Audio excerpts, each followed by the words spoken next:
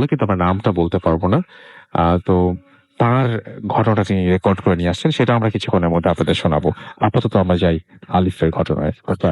আসসালামু আলাইকুম listeners, thank you Rasel ভাই আবারও আমাকে সুযোগ করে দেওয়ার জন্য ভূত এফএম এর ঘটনা শেয়ার করবার জন্য। আরিফ, একটা কথা আমি বলতে চাই, সেটা হচ্ছে যে কয়েকদিন ধরে আমি এরকম শুনছিলাম যে সবাই হসপিটালের ঘটনা শুনতেছে, এবং কি মানে না আমি জানি না আসলে হঠাৎ করে আমার কাছে আজকে একদম একটা হসপিটালের ঘটনা এসে গেছে। হ্যাঁ হ্যাঁ, সেটাই আমার কাছে খুব ভালো লেগেছে যেন, মানে অনেকদিন ধরেই বলছিল কিন্তু আমরা হসপিটালের ঘটনা পাচ্ছিলাম না। বাট আজকে যখন আমি তো জানতাম না যেটা হসপিটালের ঘটনা, আমি আপনাকে ডেকেছি এবং আপনি যখন এসে যখন ঘটনা বলছেন তখন আমি ফার্স্ট জানতে পারলাম যে ও মাই গড, এটা হসপিটালের ঘটনা। ওকে, তো হসপিটালের ঘটনা শুধু না, আরো তো অন্য ঘটনা আছে, সেগুলো আমরা শুনবো। আমরা হসপিটালটা দিয়ে শুরু করি, যেহেতু ডিমান্ড অনেক বেশি। ঠিক আছে ওকে, আমি যে ঘটনাটি আজকে শেয়ার করব প্রথমে, সেটি আমাদের বাংলাদেশের একজন খুব ভালো প্রফেসরের ঘটনা রাসেল ভাই। আচ্ছা, তো আসলে বলতে গেলে তিনি একজন অর্থোপেডিক সার্জন।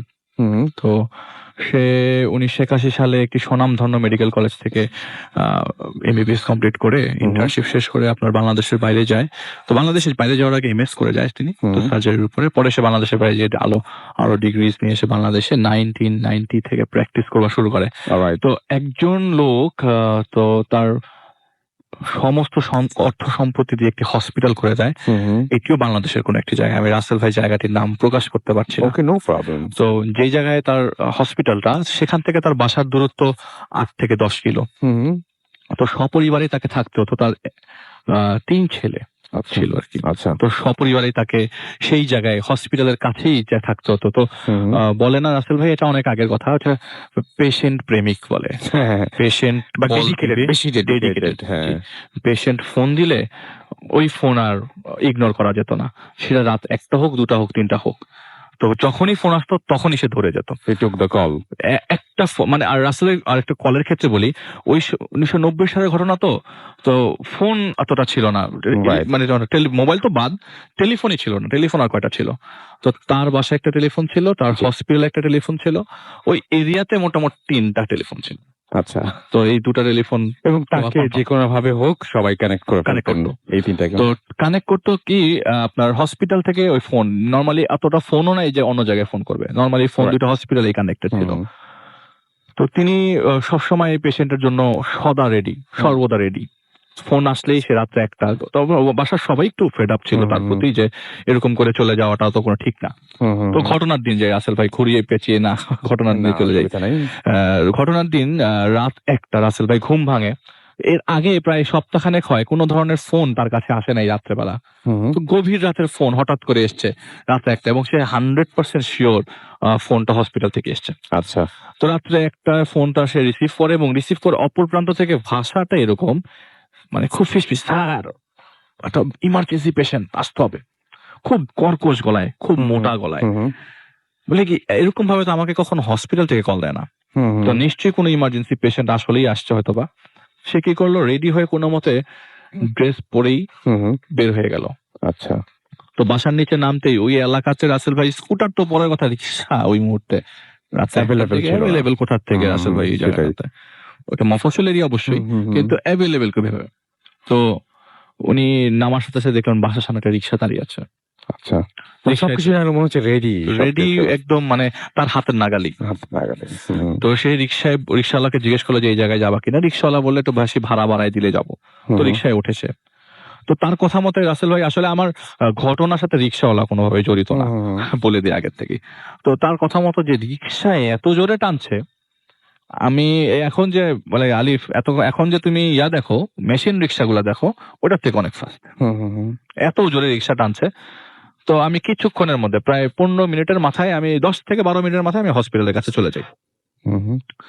আমার ঘটনা তো ওখান থেকেই মনে হয় শুরু। হসপিটালে যাওয়ার পরে উনি দেখলেন হসপিটালে একটা কাকপক্ষীয়, একটা বেড়ালও নাই, পাশ দিয়ে হেঁটে যায় এরকম বিড়ালও নাই। রাত তখন 1:30 পৌনে 2টা বাজে, বিড়ালও নাই। তাই এত সুনসান হসপিটাল তিনি আগে কখনো দেখে নাই। যে আমি তো এই হসপিটালে চাকরি করি, এর আগে তো আমি বহুবার রাত্রেবেলা এসে সার্জারি করে গেছি, কিন্তু এখানে একটা মানুষ নাই, এটা আমি কখনো দেখি নাই। এখানে তো মানুষ থাকার কথা। আর তাকে যে অ্যাপয়েন্টেড দিয়েছে সে হচ্ছে তার খুবই কাছের মানুষ। তো সে তো মালিক, ওই হসপিটালের মালিক। অনেক মানুষ অ্যাপয়েন্টেড করা, প্রায় 20 থেকে 25টা বেড আছে রাসেল ভাই। তো নিশ্চয়ই এটা একটা ভালো হসপিটাল যেখানে নর্মালি সার্জারি হয়, Right. অন্যান্য সার্জারি হয়, True. অন্যান্য ডিপার্টমেন্টের ডাক্তাররা আছেন। তো উনি দেখে একটা মানুষ না, একটা বান্দা নাই ভেতরে। যখন সে ঢোকার পরে দেখে যে ডানে বামে লবি, যে বিশাল বড় লবি, সেই লবিতে একটা মানুষ নাই। সে দৌড়ে 3 তলায় যায়, 3 তলায় ওটিতে ওঠার পর দেখে যে কেউ নাই। ওটিতে উকি দিল রাসেল ভাই, কাউকে পেল না। সে পেছনে আসলো, ওটি উকি দেওয়ার সিস্টেম নেই, কারণ আপনি যদি স্টেরিলাইজ না হয়ে যান ওটিতে ঢুকতে পারবেন না। সে কোনো মতে জানালো, ওটি রুমের যে একটা গ্লাস আছে, গ্লাস দিয়ে দেখার চেষ্টা করলো যে ভেতরে কেউ আছে কিনা। সে বের হয়ে গেল, কাউকে তো পাচ্ছে না, দোতলা 3 তলা কাউকে। সে উপরে আর চেক করেন নাই, সে নিচে ইমার্জেন্সিতে চলে যায়। তো নর্মালি রাসেল ভাই, যদি কেউ ইমার্জেন্সি পেশেন্ট আসে, সবার আগে ইমার্জেন্সিতেই লোক থাকে, তো সেটা চিন্তা করে ইমার্জেন্সিতে এক দৌড়ে যাওয়ার চেষ্টা করে, যে তো ফার্স্ট হেডে ইমার্জেন্সির কাছে কাউকে পাওয়া যায় কিনা। সে ইমার্জেন্সি করে দেখে কেউ নাই, ইমার্জেন্সি তো কেউ নাই, পুরো হসপিটালটা খালি। তো সে বলে যে আমি এরকম অপরিচিত পরিবেশ যদি অপরিচিত লাগতে থাকে, আপনি কি রকম ভাববেন? যে আপনি হসপিটালে চাকরি করেন, কিন্তু একটা মানুষ নাই সেজন্য। আর রাতটাও কি তখন গভীর, রাত 2টার কাছাকাছি। তো একটা বয়স্ক লোক পাওয়া গেল, তো তাকে জিজ্ঞেস করলো কি ব্যাপার। মানে নর্মালি তাকে কোনো কোয়েশ্চেন করার মতো লোক না সে। তো জিজ্ঞেস করলো কি বল, লোক কোথায়? তো উনি মাথাটা নিচু করে, মাথাটা আস্তে করে নাড়ালো, মানে সে কিছু জানে না। তো সে আবার সিঁড়ির দিকে যেতে না যেতে 4 জন লোক তার সামনে আসলো রাসেল ভাই। 4 জনের হাইট মোটামুটি একই রকম, 4 জনই সাদা কাপড় পরা। 4 জন তার সামনে আসলো এবং খুব তীক্ষ্ণ গলায় তাকে জিজ্ঞেস করলো যে আপনি কি ডক্টর সাইফুল্লাহ নাকি? উনি বলল যে হ্যাঁ, আমি ডক্টর সাইফুল্লাহ। বলে যে একটা রোগী আসছে আপনার কাছে, রোগীটাকে বাঁচাতে পারবেন? বাঁচবে না, আগে থেকে বলে দিই রোগীটা বাঁচবে না। তো দেখেন কি অবস্থা, রোগীটার অবস্থা ভালো না। তো 4 জন লোক বললো। তো উনি বললো যে 4 জনের মধ্যে যে লোকটা কথা বলছে, সেই লোকটার গঠন যে কেউ দেখলে বলবে যে লোকটার 120 বছর ছাড়াই গেছে। আচ্ছা। কিন্তু বয়স 120 বছর ছাড়িয়ে গেছে, কিন্তু লোকটার ভয়েস, লোকটার মুভমেন্ট, লোকটার বয়স বলে না। মানে আচ্ছা, মনে হয় যে অনেক 18 থেকে 20 চমৎকার। বছরের একটা লোক, তাগড়া একটা লোক হেঁটে যাচ্ছে তার সাথে। তিনি কি করলেন, ভয় মানে মনে মনে ভয় পেয়েছে, প্রকাশ না করে পাশ কাটিয়ে সামনে চলে গেলেন। খালি মনে হয় তার পিছনে তাকানোর জন্য হয়তো ওয়েট করছিল তারা। সে খালি পিছনে তাকালো, আর তাকানোর সাথে সাথে সেই লোকগুলা 1 সেকেন্ডে পলকেই তার সামনে চলে আসলো আসলে। এসে বললো যে লাশের খাটিয়া রেডি, কাফনের কাপড় রেডি, সুরমা রেডি, সব রেডি। আপনি খালি ওটিতে যান, দেখেন বাঁচাতে পারেন কিনা। বললাম পেশেন্ট বাঁচবে না। তো সে উপরে উঠলো, কারণ তার কথা হলো যে যদি এরকম পেশেন্ট বাঁচবে না এতই আগের থেকেই সে যখন জানে, তাহলে আমাকে কেন ডেকে আনা হলো? রাইট। তো জিনিসটাকে সে ওভারলুক করে ওটির দিকে গেলেন। ওটির দিকে যেতেই একটু আগে কিন্তু সে ওটির থেকে ইমার্জেন্সি দিকে গেছেন রাসেল ভাই। ওটিতে যাওয়ার পরে দেখেন যে প্রায় 20 থেকে 25 জন বোরকাওয়ালা মহিলা ওখানে বসে আছে মাটিতে, কালো বোরকাওয়ালা। চোখগুলো জল জল করছে, চোখগুলো দেখা যাচ্ছে পুরো ক্লিয়ার, জল জল করছে। মানে সে ওই মুহূর্তে তার সারা শরীর ঠান্ডা হয়ে আছে। কোন দোয়া পড়বে, কোন দোয়া পড়লে তার জন্য সুবিধা, এই জিনিসগুলো চিন্তা করার আগেই ওটি রুমের দরজা খুলে একটা মহিলা তার সামনে আসলো। আসার পর বলল আসেন ভেতরে। সে ভেতরে গেল, ভেতরে যাওয়ার পর দেখলো একটা বডি তার ওটি টেবিলের পাশে। সে আগে আমি বলিনি রাসেল ভাই, আমাদের তো ডিরেক্টলি ডাক্তাররা ওটিতে ঢুকে যায় না, স্টেরিলাইজ হয়, কাপড় চোপড় পরে তারপরে ভেতরে যায়। সে তার সব নিয়ম কানুন গুলো পালন করে ওটিতে ঢোকার পর দেখলো যে ওটি টেবিলটা আছে, সেই টেবিলটার উপর একটা মানুষ পড়ে আছে। কিন্তু গঠনটা ঠিক এরকম যে ওই পাশে একটা নার্স দাঁড়ানো, যে নার্সটা তার পরিচিত, যে তার কাছে মনে হচ্ছে যে এই নার্সটা তো আমি রেগুলার, নার্সটাকে রেগুলারলি দেখে, এই নার্সটার নাম সাইয়েদা, রেগুলারলি দেখে। কিন্তু নার্সটার সাথে সে আই কন্ট্যাক্ট করার চেষ্টা করছে, যে কিছু বোঝানোর চেষ্টা করছে, কিন্তু নার্স কোনো কথা বলছে না। এমন একটা ভাব যে নার্স তাকে চিনিই না। হ্যাঁ হ্যাঁ হ্যাঁ। তো ডান পাশে দেখলো যে ওটির ডান পাশে অ্যাম্বু ব্যাগ, তারপরে আপনার অ্যাম্বু ব্যাগ মানে কি, মানে শ্বাসকষ্টের জন্য মুখে যেটা আমরা অপারেশনের সময় দেই। তারপরে আপনার ওই জাফর সাহেব, জেনারেল অ্যানেস্থেসিওলজিস্ট, জিএ যে করে, কারণ আগে সব কাজগুলো জিএতেই হতো। তো সে দাঁড়িয়ে আছে, এই লোকটার সাথেও সে আই কন্ট্যাক্ট করার চেষ্টা করছে, কারণ তার সাথে যা ঘটছে সব অ্যাবনর্মাল। যদি আই কন্ট্যাক্ট করে কোনোভাবে বের হওয়া যায়, পালিয়ে বের হয়ে যায় ওটি থেকে, কিন্তু কোনোভাবেই তার দিকে দৃষ্টি আকর্ষণ করতে পারছেন না ওই জাফর সাহেবের। ওই 2জনকেই সে চেনে ওটিতে, আর কাউকেই কিন্তু চেনে না। পেশেন্ট তো রাসেল ভাই কি বলবো, পেশেন্টের গঠন এখন বলি যে ওটি যে অপারেশন যে টেবিলটা যেখানে বসে অপারেশন করা, যেখানে পেশেন্টকে রেখে অপারেশন করা হয়, পুরা শরীরটা জুড়ে অপারেশন টেবিলটা পেশেন্টের জুড়ে আছে। আর যে পেশেন্টের যে মাথাটা, সেই মাথাটা নিয়ে দাঁড়িয়ে আছে সেই সাইড নার্স, সে দাঁড়িয়ে আছে। পেশেন্টের মাথা থেকে চোখগুলা টপ, মানে নর্মাল অবস্থায় টপ টপ মানে চোখগুলা নড়ছে বোঝা যাচ্ছে, আর পাগুলা সব আলাদা আলাদা, পাগুলা সব আলাদা পড়ে আছে। তো এই অবস্থায় আপনি কি করবেন রাসেল ভাই? আপনি একজন সার্জন হলে আপনি কি কিছু ডিসাইড করতে পারবেন? না আমার Never, রিপোর্ট আছে, হ্যাঁ, না আমার পেশেন্ট বেডে ছিল, না ইমার্জেন্সি অবস্থা থেকে নিচের থেকে কোনো রিপোর্ট এসছে, না পেশেন্টের কোনো আলাদা কোত্থেকে? করে আমার তো মাথায় কাজ আমি করবে না আসলে। কি অপারেশন করবো এই একদম, পেশেন্টের। একদম সেটাই। সে দুইজনকে অনেকবার আঙ্গুল দিয়ে গুতা দেয়, কথা বলার মানে একটা মূর্তি তার মাথা ধরে আছে। সে অনেকবার চেষ্টা করে তার সাথে কথা বলার জন্য, কিন্তু কেউ তার সাথে কোনো কথা বলে না। সে ওখানে কি করবে? কিচ্ছু করার নাই। হঠাৎ করে এরকম 10-15 মিনিট তার শরীর থেকে ঘাম ঝরছে। 10-15 মিনিট পরে ওটির দরজা খুলে ওই 4 জন লোক আসলো, এবং আসার সময় পুরো দরজাটা খুলে ওপেন ভাবে লাশের খাটিয়াটা নিচ দিয়ে ধরে, হাত দিয়ে ধরে নিয়ে আসছে, কাঁধের উপরে না, হাত দিয়ে ধরে লাশের খাটিয়াটা ঠিক যেখানে অপারেটিং টেবিলটা আছে তার থেকে 3 ফিট দূরে রাখা হলো। এবং যে 4 জন লোক তারা কোনায় গিয়ে দাঁড়ালো এবং বললো আপনি করেন, যা যা করার করেন। সে ভাবলো যে যাক কিছুটা হলো চেষ্টা করি, যেহেতু ওনারা আমাকে এরকম ভাবে ফোর্স করছে আর আমার কিছু করার নাই, যদি আমি কিছু না করি আমাকে ক্ষতিও করতে পারে, কারণ আমার সাথে যা হচ্ছে সব অ্যাবনর্মাল, কিচ্ছু নর্মাল না। আমি স্বপ্নেও নাই, কিন্তু আমি জীবিতও নাই, আমার কাছে যেটা মনে হচ্ছে। যে জীবিত মানুষজন হয়তো এগুলি কেউ প্রত্যক্ষ করেন না। সে কি করলো? পাটা উঠালো, পাটা স্টিচ করার চেষ্টা করলো, ডান পা উঠানো স্টিচ করার চেষ্টা করলো, বাম পা উঠানো স্টিচ করার চেষ্টা করলো। আর এদিক থেকে মাথার থেকে ওই মাথার মধ্যে যে তাকালি দেখা যায় যে চোখটা টুকটুক করে নড়ছে। দেখলো যে তার যে অ্যাসিস্ট্যান্টের পাশে যে জাফর সাহেব, সে কি করলো? ল্যাম্বু ব্যাগ নিয়ে এসে সে মুখের মাস্কটা মুখের মধ্যে দিয়ে দিল, আউট অফ নোওয়্যার, কোনো রিজন ছাড়া। গলা তো রাসেল ভাই বডি থেকে আলাদা, ওই মুখের মধ্যে মাস্ক দিলে কি হবে? সেটাই তো। সব ওলট পালট রাসেল ভাই। কিছুক্ষণ পর যে আমি কোনো রকমে পাটা স্টিচ করলাম, কিছুক্ষণ পর একটা সাউন্ড আসলো, এরকম কুক একটা সাউন্ড টাইপের, যে শরীর থেকে মনে হয় কিছু একটা বেরিয়ে গেল, মানে দমটা এখনই ছেড়ে দিল। আমার যতক্ষণ আমি আপনাকে ঘটনা বললাম রাসেল ভাই, ততক্ষণ ওই ডেড বডিটার চেস্ট এক্সপ্যানশন হচ্ছে, চেস্টটা বোঝা যাচ্ছিল যে সে শ্বাস নিচ্ছে, বন্ধ করছে। মাথা কিন্তু শরীর থেকে আলাদা রাসেল ভাই, আমি আবারও বলি। পরে লাস্ট মোমেন্টে বোঝা যাচ্ছিল যে আপনার বডিটার ভেতরে কোনো ধরনের মানে নড়ছে না এখন আর, মানে মনে হচ্ছে যে আসলে এখন দমটা চলে গেল। তখন ওই লোকগুলো বলে কি দম গেছে? তো উনি আর কিছু বলার আগেই বলে যে সরেন এখান থেকে।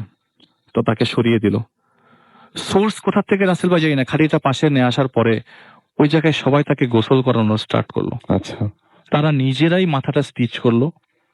এবং সোর্স কোথা থেকে আমি তো প্রত্যক্ষ করি, আমি হয়তো বা মরেই যেতাম রাসেল ভাইটা দেখলে। স্বাভাবিক। উনি কিভাবে বেঁচে আছেন আমাকে কিভাবে শেয়ার করলো সেটাই। উনি বলছে যে আমি দেখলাম মাথাটা স্টিচ করার পরে মাথাটা আমারই নার্স ধরে আছে এবং পুরো বডিটা গোসল করানো হলো, যার সাথে উনি রেগুলার কাজ করেন, ওরা ধরে আছে। রাইট। এবং ওই 4 জন, কারণ মাথাটা তো রাসেল ভাই জায়গা নাই ওইখানে মাথাটা রাখার, মাথাটা নাহলে ঝুলে থাকবে। মাথাটা ধরে আছে এবং পুরো বডিটা গোসল করানো হলো। গোসল করানোর পরে রাসেল ভাই ওই গোসল করানোর সময় যে সূরা, এই দোয়া গুলা পড়ছিল সেগুলো সব তার কানে আসছে, কিন্তু কি পড়ছে সেটা বোঝা যাচ্ছে না। যখন পুরো বডিটা গোসল করানো শেষ হলো, এত সুগন্ধ রাসেল ভাই বডি থেকে আসতে থাকলো। পরে বডিটা শুকিয়ে আপনার কপালে আল্লাহু, বুকের মধ্যে চেস্টে লেখা হলো, কিছু জিনিস লেখা হলো, সে বলে কিছু জিনিস লেখা হয়েছে। পরে কাফনের কাপড় দিয়ে সুন্দর করে মোড়ানো হলো, এবং মোড়ানোর পর মনে হলো লাশটার হাইট কমপক্ষে 8 ফিট। আচ্ছা। এবং পুরো লাশের খাটিয়াটা এতই বড় রাসেল ভাই, সাধারণ মানুষের লাশের খাটিয়া খুব ছোট হয়, এত বড় না। রাইট। কিন্তু এটা অনেক বড় খাটিয়া, মনে হয় মাপ দিয়ে আগের থেকে খাটিয়া বানানো হয়েছে। তো লাশের খাটিয়াটা যখন লাশে নামলো, তারা লিমা পড়তে পড়তে পড়তে আস্তে আস্তে বেরিয়ে গেল। আসলে ওনার সাথে যে লোক যুদ্ধ ছিল যাদেরকে উনি চেনেন, তারাও বের হয়ে গেল। তারা বুঝতে বাকি নাই যে they were possessed or something। সে দরজাটা খুললে মানে কিছুক্ষণ সে মানে চিন্তা করলো তখন আমার সাথে কি হলো। আসলে চিন্তা করারও কোনো উপায় নেই। দরজাটা খুলে দৌড়ে দেখতে গেল যে তারা কোথায়, কিন্তু আশেপাশে কোনো চিহ্ন দেখা গেল না, কাউকে দেখা গেল না। ওই 2 জন লোক, যে মহিলাটা নার্সটা আর যে জিএর লোকটা, সে বসে পড়ে আছে। অনেকক্ষণ তাদেরকে ধাক্কায় উঠানোর পরে তারা বলল যে আমাদেরকে 2 জন লোক খুব জোর করে 1 গ্লাস পানি খাওয়ায়, এরপর থেকে আমাদের আর কিছু মনে নাই। বলে এতক্ষণ কি হয়েছে না হয়েছে তোমাদের কিচ্ছু মনে নাই? বলে আমরা জানি না কি হয়েছে, আমরা এখানে পড়ে আছি, এখানে আমাদের ঘুম ভাঙছে। এরপরে রাসেল ভাই তার কিছু আপনি কিছু বলতেন রাসেল ভাই, আপনি কোনো আসলে আমার কাছে আসলে কোনো সলিউশন নাই আসলে। আমি পুরো সেও আজ পর্যন্ত এটা সলিউশন খোঁজে নাই। একটা জিনিস হতে পারে যে উনি পুরো জিনিসটা যেটা উনিও ভেবেছিলেন যে উনি হয়তো ঘুমের মধ্যে দেখছেন, বাট উনি তো বাসা থেকে এসেছেন, আবার বাসাতেই ফিরে গেছেন। বলে আমি যদি ঘুমে জানতাম, নরমালি আমি খুব বাজে স্বপ্ন দেখি, নরমালি আমি বসে বলছে যে ওনার বাসা থেকে পড়ে গেছি। আসলে ওনার বাসা থেকে যে রিক্সাওয়ালা যিনি নিয়ে গেছেন তখন থেকে কিন্তু ঝামেলা শুরু হয়েছে। তখন থেকে রিক্সা থেকে মানে রিক্সাওয়ালা আসলে তো আমার কাছে মনে হয় এক্স্যাক্টলি মানে ওনাদেরই একজন রিক্সাওয়ালা আসলে কোনো সাধারণ বলে যে এরকম ভাবে রিক্সা চালানোর কথাও না। আর আমি যখন স্বপ্ন দেখি আমার কাছে মনে হয় স্বপ্নতে খুব খারাপ জিনিস হওয়ার সাথে সাথে আমি বেডে, কিন্তু আমার সাথে সব খারাপই হচ্ছে, ভালো কিছুই হচ্ছে না। হয়তো ডাক্তার মানুষ দেখে দুইটা ভয়ের জিনিসগুলো আমি মানে হয়তো বা সহ্য করতে পেরেছি, কিন্তু সাধারণের সহ্য করা ওইটা আমার মানে সম্ভব না। আসলে এটাই ছিল ঘটনা। থ্যাংক ইউ ভেরি মাচ আলিফ। আমি শিওর যে আপনাদের কাছে এরকম ঘটনা আমি যদি চাই তাহলে আপনারা আরো দিতে পারবেন, এবং আপনাদের কাছে ডেফিনেটলি আছে। এবং আপনাদের যারা আমাদের এখন যদি শুনে থাকেন কোনো স্পেশালি ডক্টরস যারা শুনছেন, তাদেরকে রিকোয়েস্ট করব যে আপনাদের ঘটনা সবাই জানতে চান, আপনাদের মানে কাছ থেকে বেশি শুনতে চান সবাই, অনেকে পছন্দ করেন। এবং প্রত্যেকটা মেডিকেল কলেজ বা যাই বলি না কেন সেখানে একটা না একটা হলেও এরকম লাশ নিয়ে কাহিনী থাকে। সেই কাহিনীগুলো প্লিজ আমাদের লিখে পাঠান, প্লিজ আমাদের এখানে এসে শেয়ার করুন এবং সবাইকে জানান সেটা। এবং আশা করছি যে আমাদের দেশে একটি ঘটনাও, এই ধরনের ভয়ের ঘটনাও অজানা থাকবে না। এবং সেই জন্য দরকার হচ্ছে আপনাদের সহযোগিতা। এবং আমাদেরকে ইমেইল করতে হলে আমাদের ইমেল অ্যাড্রেস সেটা হচ্ছে bhutfm@radio50.fm, which is BHOOTFM@RADIOFORT.FM। আপনার নাম, ঠিকানা এবং ফোন নাম্বার সহ আপনার জীবনে ঘটে যাওয়া বা আপনার জানা সেরা ঘটনা লিখে পাঠিয়ে দিন আমাদের কাছে। একই সাথে আমি আরেকটা জিনিস বলবো, আর সেটা হচ্ছে যে আমাদের যে ইমেল, আমাদের যে SMS, সেখানে আপনি SMS করতে পারেন। আমাদের SMS করতে হলে মোবাইলে মেসেজ অপশনে গিয়ে টাইপ করতে হবে ফুর্তি, FORT স্পেস আপনার নাম স্পেস আপনার মেসেজ পাঠাতে হবে 9840 নাম্বারে। রাহাত রাজশাহী থেকে লিখছেন, অনেক হরিবল লেগেছে তার কাছে স্টোরিটা। ময়মনসিং থেকে রনি লিখেছেন ভয় লাগছে। মুন্না এবং ফাহিম রাজশাহী থেকে লিখছেন নাইস স্টোরি, এবং এটা তাদের প্রথম SMS। থ্যাংক ইউ আপনাদের প্রথম SMS এর জন্য, আপনাকে অনেক ধন্যবাদ। পারভেজ এবং তামান্না স্টেডিয়াম ময়মনসিং থেকে লিখেছেন, জ্যাকলিন নাটোর থেকে লিখেছেন, শাহিন আমাদের লিখেছেন এবং যাকে কাছে অনেক ভালো লাগছে। সামি মোহাম্মদপুর থেকে লিখেছেন এসএসসি এক্সাম শুরু হয়েছে এবং দোয়া করতে বলেছেন। ডেফিনেটলি দোয়া করি। কাজিন ইসরাত তাসনিম মিম লিখেছেন first story, great story. Shaila Khulna থেকে লিখেছেন আমাদেরকে। আমিনুল ইসলাম লিখেছেন কুমিল্লা থেকে, I love Bhutom and we love you too. Rabbi from আচ্ছা নামটা খুব অন্যরকম, পড়তে কষ্ট সমস্যা হচ্ছে। এসএসসি এক্সাম চলছে তার। খুলনা থেকে আনোয়ার এবং তার ওয়াইফ আফরিন আমাদের SMS করেছেন। খায়রুল ইসলাম ঘাটাইল থেকে আমাদের SMS করেছেন, এক কাপুর ফিল্ম শুনছেন তিনি। আমাদেরকে রাইসা SMS করেছেন দৌলতপুর কুষ্টিয়া থেকে, I love Bhutom. Thank you very much for being with us Raisa, and I hope যে আজকের সব ঘটনাগুলো আপনি উইল এনজয় আ লট। আমাদেরকে হেলাল হাসনাবাদ থেকে SMS করেছেন। হিমেল চৌধুরী আমাদের SMS করেছেন গাজীপুর থেকে। এছাড়া আমাদের আলী AHM সিলেট থেকে SMS করেছেন। আদনান সিলেট থেকে SMS করেছেন। আলিফ ভাইয়ের স্টোরি গুলো অলওয়েজ জোস হয়। ইয়েস আই এগ্রি যে আপনার মানে আলিফ ভাইয়ের যে সমস্ত ঘটনাগুলো নিয়ে আসেন সেগুলো অলওয়েজ এরকম চমৎকার সুন্দর হয়। স্বর্ণা আমাদের SMS করেছেন, স্বর্ণা আখতার মিম খুলনা থেকে, ভালো লাগছে। মোস্তাক সিলেট থেকে SMS করেছেন। এছাড়াও লি গুলশান থেকে শুনছেন আমাদেরকে। দেখতে পাচ্ছি খুলনা থেকে আবারও আনাদার ওয়াইফ আফরিন লিখেছেন, আমাদেরকে মারুফ লিখেছেন। এছাড়াও ঢাকা থেকে লিখেছেন মাহফুজ রানা, আমাদের লিখেছেন সাগর লিখেছেন আমাদেরকে তার ইয়াঙ্গার ব্রাদার মুসা, তারা শুনছেন। SH আবরার হাজারিবাগ থেকে আমাদের SMS করছেন। সাফায়েত আমাদের SMS করছেন। Thank you, thanks to everyone. আমি জানাতে চাই আপনাদেরকে অনেক অনেক ধন্যবাদ আমাদেরকে শোনার জন্য, অ্যান্ড আশা করছি পুরোটা সময় আমাদের সঙ্গে থাকবেন। আমার কাছে একটা অডিও ক্লিপ তো আছেই, তার আগে আমি একটা ঘটনা পড়তে চাই। ঘটনাটি পুরোপুরি ইংলিশে লেখা, সো আমাকে ডিরেক্টলি আমাকে মানে পড়তে হবে, এবং আমি এটা বাংলা করি না, আমি নিজের মতো করে গুছিয়ে বলছি, তাতে তাদের আরো বেশি অথেন্টিক থাকে। দ্যাটস ওয়াই আমি সেটা করিনি আর কি। বাংলা যদি আমি অনুবাদ করি তাহলে অনেক কিছুই আমার কাছে কেন যেন মনে হয় যে চেঞ্জ হয়ে যেতে পারে হয়তো। যাই হোক, তো যিনি লিখছেন তিনি লিখছেন, my grandfather once had a radio, এবং একটা রেডিও ছিল এবং তিনি বলছেন যে যে সময়টার কথা তিনি বলছেন, দ্যাট টাইম একটা রেডিওর অনেক দাম অনেক বেশি ছিল, মানে ওই দিনে ওই সময়ের প্রেক্ষাপটে। এবং তিনি তার রেডিও অনেক বেশি ভালোবাসতেন, এবং এত বেশি ভালোবাসতেন যে অন্য কোনো কিছু বোধহয় তিনি এতটা পছন্দ করতেন না। অ্যান্ড তিনি এই রেডিওটা যে তার কাছে ছিল সেটা তিনি কাউকে টাচ করতে পর্যন্ত দিতেন না। এবং একটা ফিনান্সিয়াল প্রবলেম হয় কোনো একটা কারণে, এবং যেটা হয় পছন্দের জিনিসগুলোর মনে হয় সমাপ্তি এভাবেই ঘটে, এবং somehow he had to sell the radio.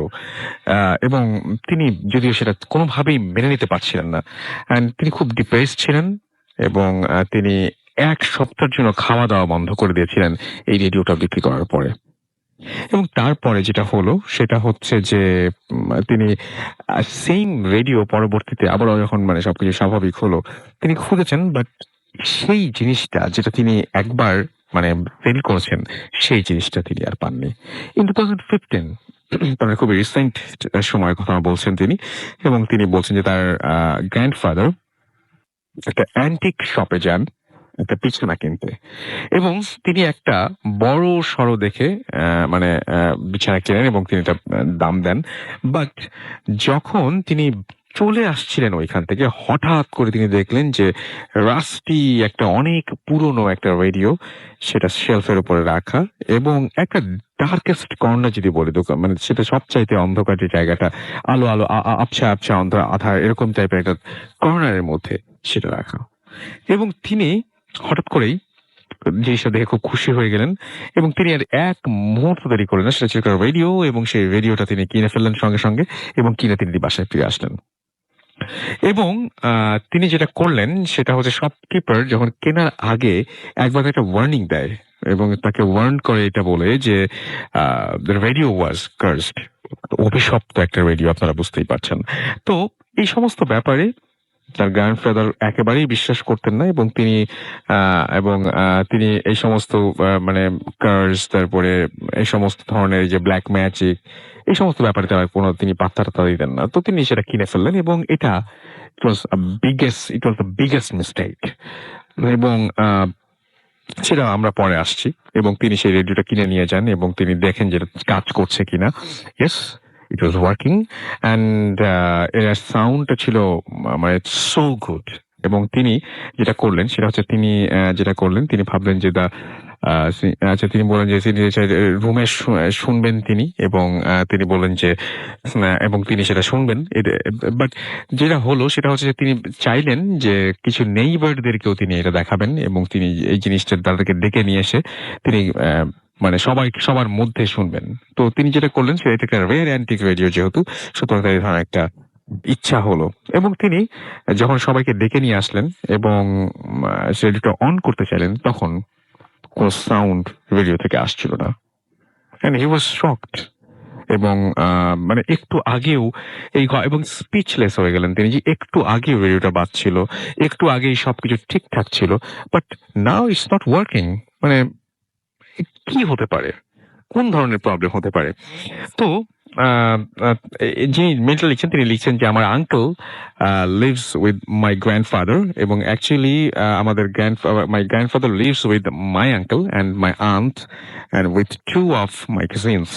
তো যেটা হলো সেটা হলো, যখন তিনি দেখলেন যে ভিডিওটা ওয়াজ নট ওয়ার্কিং, তখন তিনি ভাবলেন যে এটা চেক করে দেখি অ্যান্ড সবকিছু ঠিকঠাক আছে কিনা। যখন তিনি চেক করতে শুরু করলেন, he didn't find any damage. তো সবাই তাকে বললেন যে গ্র্যান্ডফাদারকে বলেন যে এটা তো একটা কাজ করো, এটা ঝামেলা মনে হচ্ছে, এটা তুমি জাস্ট যেখান থেকে কিনেছো সেখানে ফেরত দিয়ে আসো। বাট প্রবলেম যেটা হলো সেটা হচ্ছে গ্র্যান্ডফাদার কোনোভাবেই এটা ফেরত দিতে রাজি হলেন না। এবং দ্যাট নাইট যখন সবাই ঘুমোতে গেল এবং আঙ্কেলও ঘুমাচ্ছিলেন, ঠিক সেই মুহূর্তে হঠাৎ করে তার ঘুম ভেঙে গেল, এবং তিনি যেটা করলেন, হি গট আপ অ্যান্ড যখন দেখতে পেলেন যে একটা স্ট্রেঞ্জ স্পুকি একটা মিউজিক, একটা হারমোনি প্লে করছে, মানে কোথাও বাজছে এরকম। প্রথমে আঙ্কেল যেটা ভাবলেন যে এটা হয়তো আশেপাশে কেউ কোনো জায়গা থেকে আসছে, এবং কোনো নেইবার হয়তো এটা বাজাচ্ছে, এরকম কোনো কিছু ভাবে। এবং নেক্সট ডে যখন তিনি সবাইকে জিজ্ঞেস করলেন যে অ্যাবাউট দ্য মিউজিক, সবাই বলেন যে নো, কেউ সেটা এরকম ধরনের হারমোনি কেউ প্লে করেনি। এবং এবং last and only my son plays it, but he was staying with his aunt last night. একজন তার মধ্যে এটা বললেন, এবং মানে তার মানে একজন নেইবার ছিল, এই জন্য ইনি সন্দেহ করেছিলেন। বাট আমাদের মানে my uncle didn't take that matter seriously, এবং তিনি যেটা করলেন সেটা হচ্ছে তিনি কাউকে সেটা বললেন না। বাট মেইন ট্রুথ যেটা, সেটা হচ্ছে each and every one in the family সেই জিনিসটা আলাদাভাবে সেই সাউন্ডটা শুনলো। ওই যে একটা হারমোনি, ওই যে একটা সুর, ওই জিনিসটা সবাই ফ্যামিলির প্রত্যেকে আলাদাভাবে শুনলো। একদিন রাতে এই সাউন্ডটা খুবই লাউড হয়ে আসলো, এবং সবাই যেটা করলো রুম থেকে বেরিয়ে আসলো। এবং আই ওয়াজ অলসো দেয়ার, যিনি ঘটনা লিখছেন তিনি বলছেন তিনিও ওখানে ছিলেন। অ্যান্ড সবাই যখন বেরিয়ে আসলো লিভিং রুমে, এবং সবাই দেখলো যে সামথিং যেটা কেউ বিশ্বাস করতে পারলো না, উইথ এর ওন আইস, যেটা দেখলেন যে রেডিওটা প্লে করছে এবং একা একা প্লে হচ্ছে, এবং এইটার কোনো তার বা এটা এটা কেউ অন করেনি, এটা অন করা ছাড়াই রেডিওটা একা একা বাজছে। সবাই গুজবাম্প হতে শুরু করলো, হাত পা সব শিরশির করতে শুরু করলো, এবং সবাই ভীষণ ভয় পেল। এবং রেডিওটা পার্টিকুলার মেলোডি, একটা হারমোনি সেটা ইয়ে করছিল, প্লে করছিল, এবং একটু পরেই সেই মেলোডিটা চেঞ্জ হয়ে হঠাৎ করে নূপুরের মতো একটা সাউন্ড, ওই ধরনের সাউন্ডে পরিণত হলো। মনে হলো যে কেউ মনে হয় সামওয়ান ওয়াজ ড্যান্সিং, এরকম টাইপের একটা জিনিস হলো।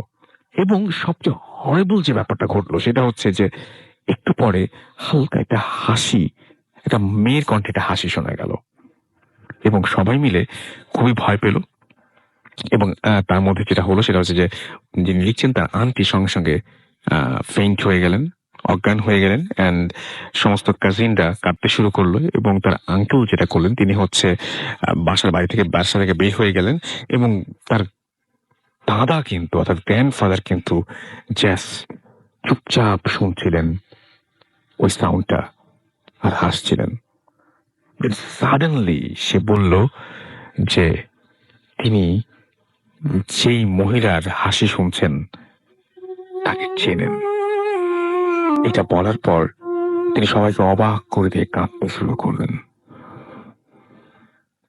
খুব তখন একটা ঘটনা, সেটা হচ্ছে আঙ্কেল সেই মুহূর্তে চলে আসলেন, তার চাচা ওই মুহূর্তে বাসায় ঢুকলেন, এবং তিনি একটা রড নিয়ে আসলেন, চিকন রড বাইরে থেকে নিয়ে আসছিলেন। তিনি ওটা আনতে গিয়েছিলেন, এবং সেটা নিয়ে সরাসরি তিনি রেডিওটার উপরে আঘাত করলেন, এবং এবং রেডিওতে এবং এবং এবং এবং একটা সাউন্ড তখন আসলো, মনে ডাইং সাউন্ড তখন আসলো। এবং গ্র্যান্ডফাদার যেটা করলেন সেটা হচ্ছে তিনি সঙ্গে সঙ্গে লাফ দিয়ে রেডিওর উপরে গিয়ে পড়লেন, এবং তিনি লাফ দিয়ে বললেন যে নো নো নো নো, এটা এটা এটা করো না।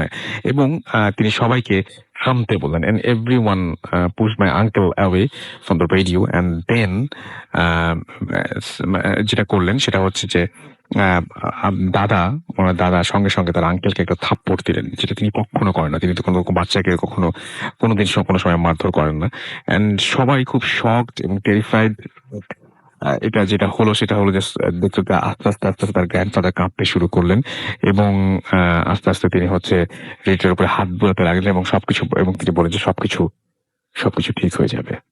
রেডিওর উপরে হাত বোলাচ্ছেন যেন ওটা একটা ক্যারেক্টার, একটা মানুষ, এরকম ভাবে। অ্যান্ড ফ্রম দ্যাট ডে রেডিওটা তার আঙ্কেলের অ্যাটিক রুমে, যে সেই রুমের মধ্যে ছিল, এবং 13 জানুয়ারি তিনি সেই রেডিওটা আবার দেখেছিলেন। যদিও সেদিন আর কোনো কিছু ঘটেনি, মানে সেদিন থেকে রেডিওটা ওই সেই ওপরে। এবং এই ছিল মোটামুটি ঘটনা। তো আমার কাছে অ্যান্টিক শপ থেকে কিনে নিয়ে আসা রেডিও, যে রেডিওটা অনেক অদ্ভুত টাইপের আচরণ করলো, একা একা বেজে ওঠে রাতের বেলায়, অদ্ভুত টাইপের একটা মেলোডিয়াস একটা সাউন্ড সেই রেডিও থেকে আসে। সেই সাউন্ড চেঞ্জ হয়ে নূপুরের শব্দে পরিণত হয়, তারপর সেই সাউন্ড আবার কান্নার শব্দে পরিণত হয়, তারপর সেই সাউন্ড হাসির শব্দে পরিণত হয়। আপনারা তো এখন রেডিও শুনছেন, right?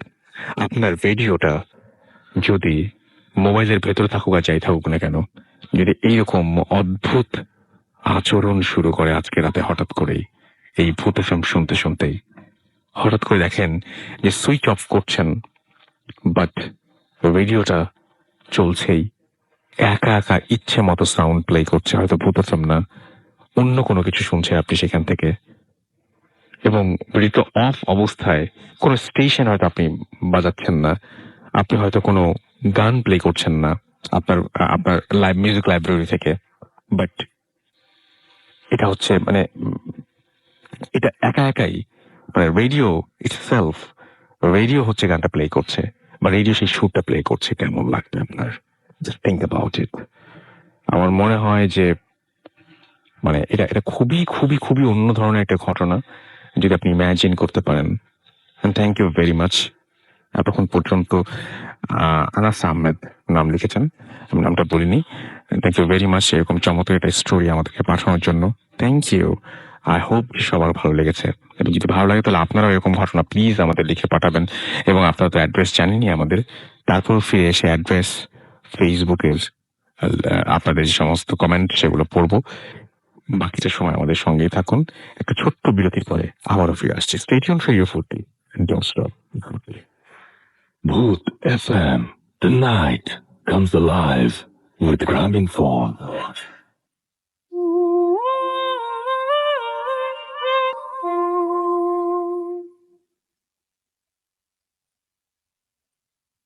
Yes, the night comes alive with Grammingphone. Thank you, Grammingphone, for being with us.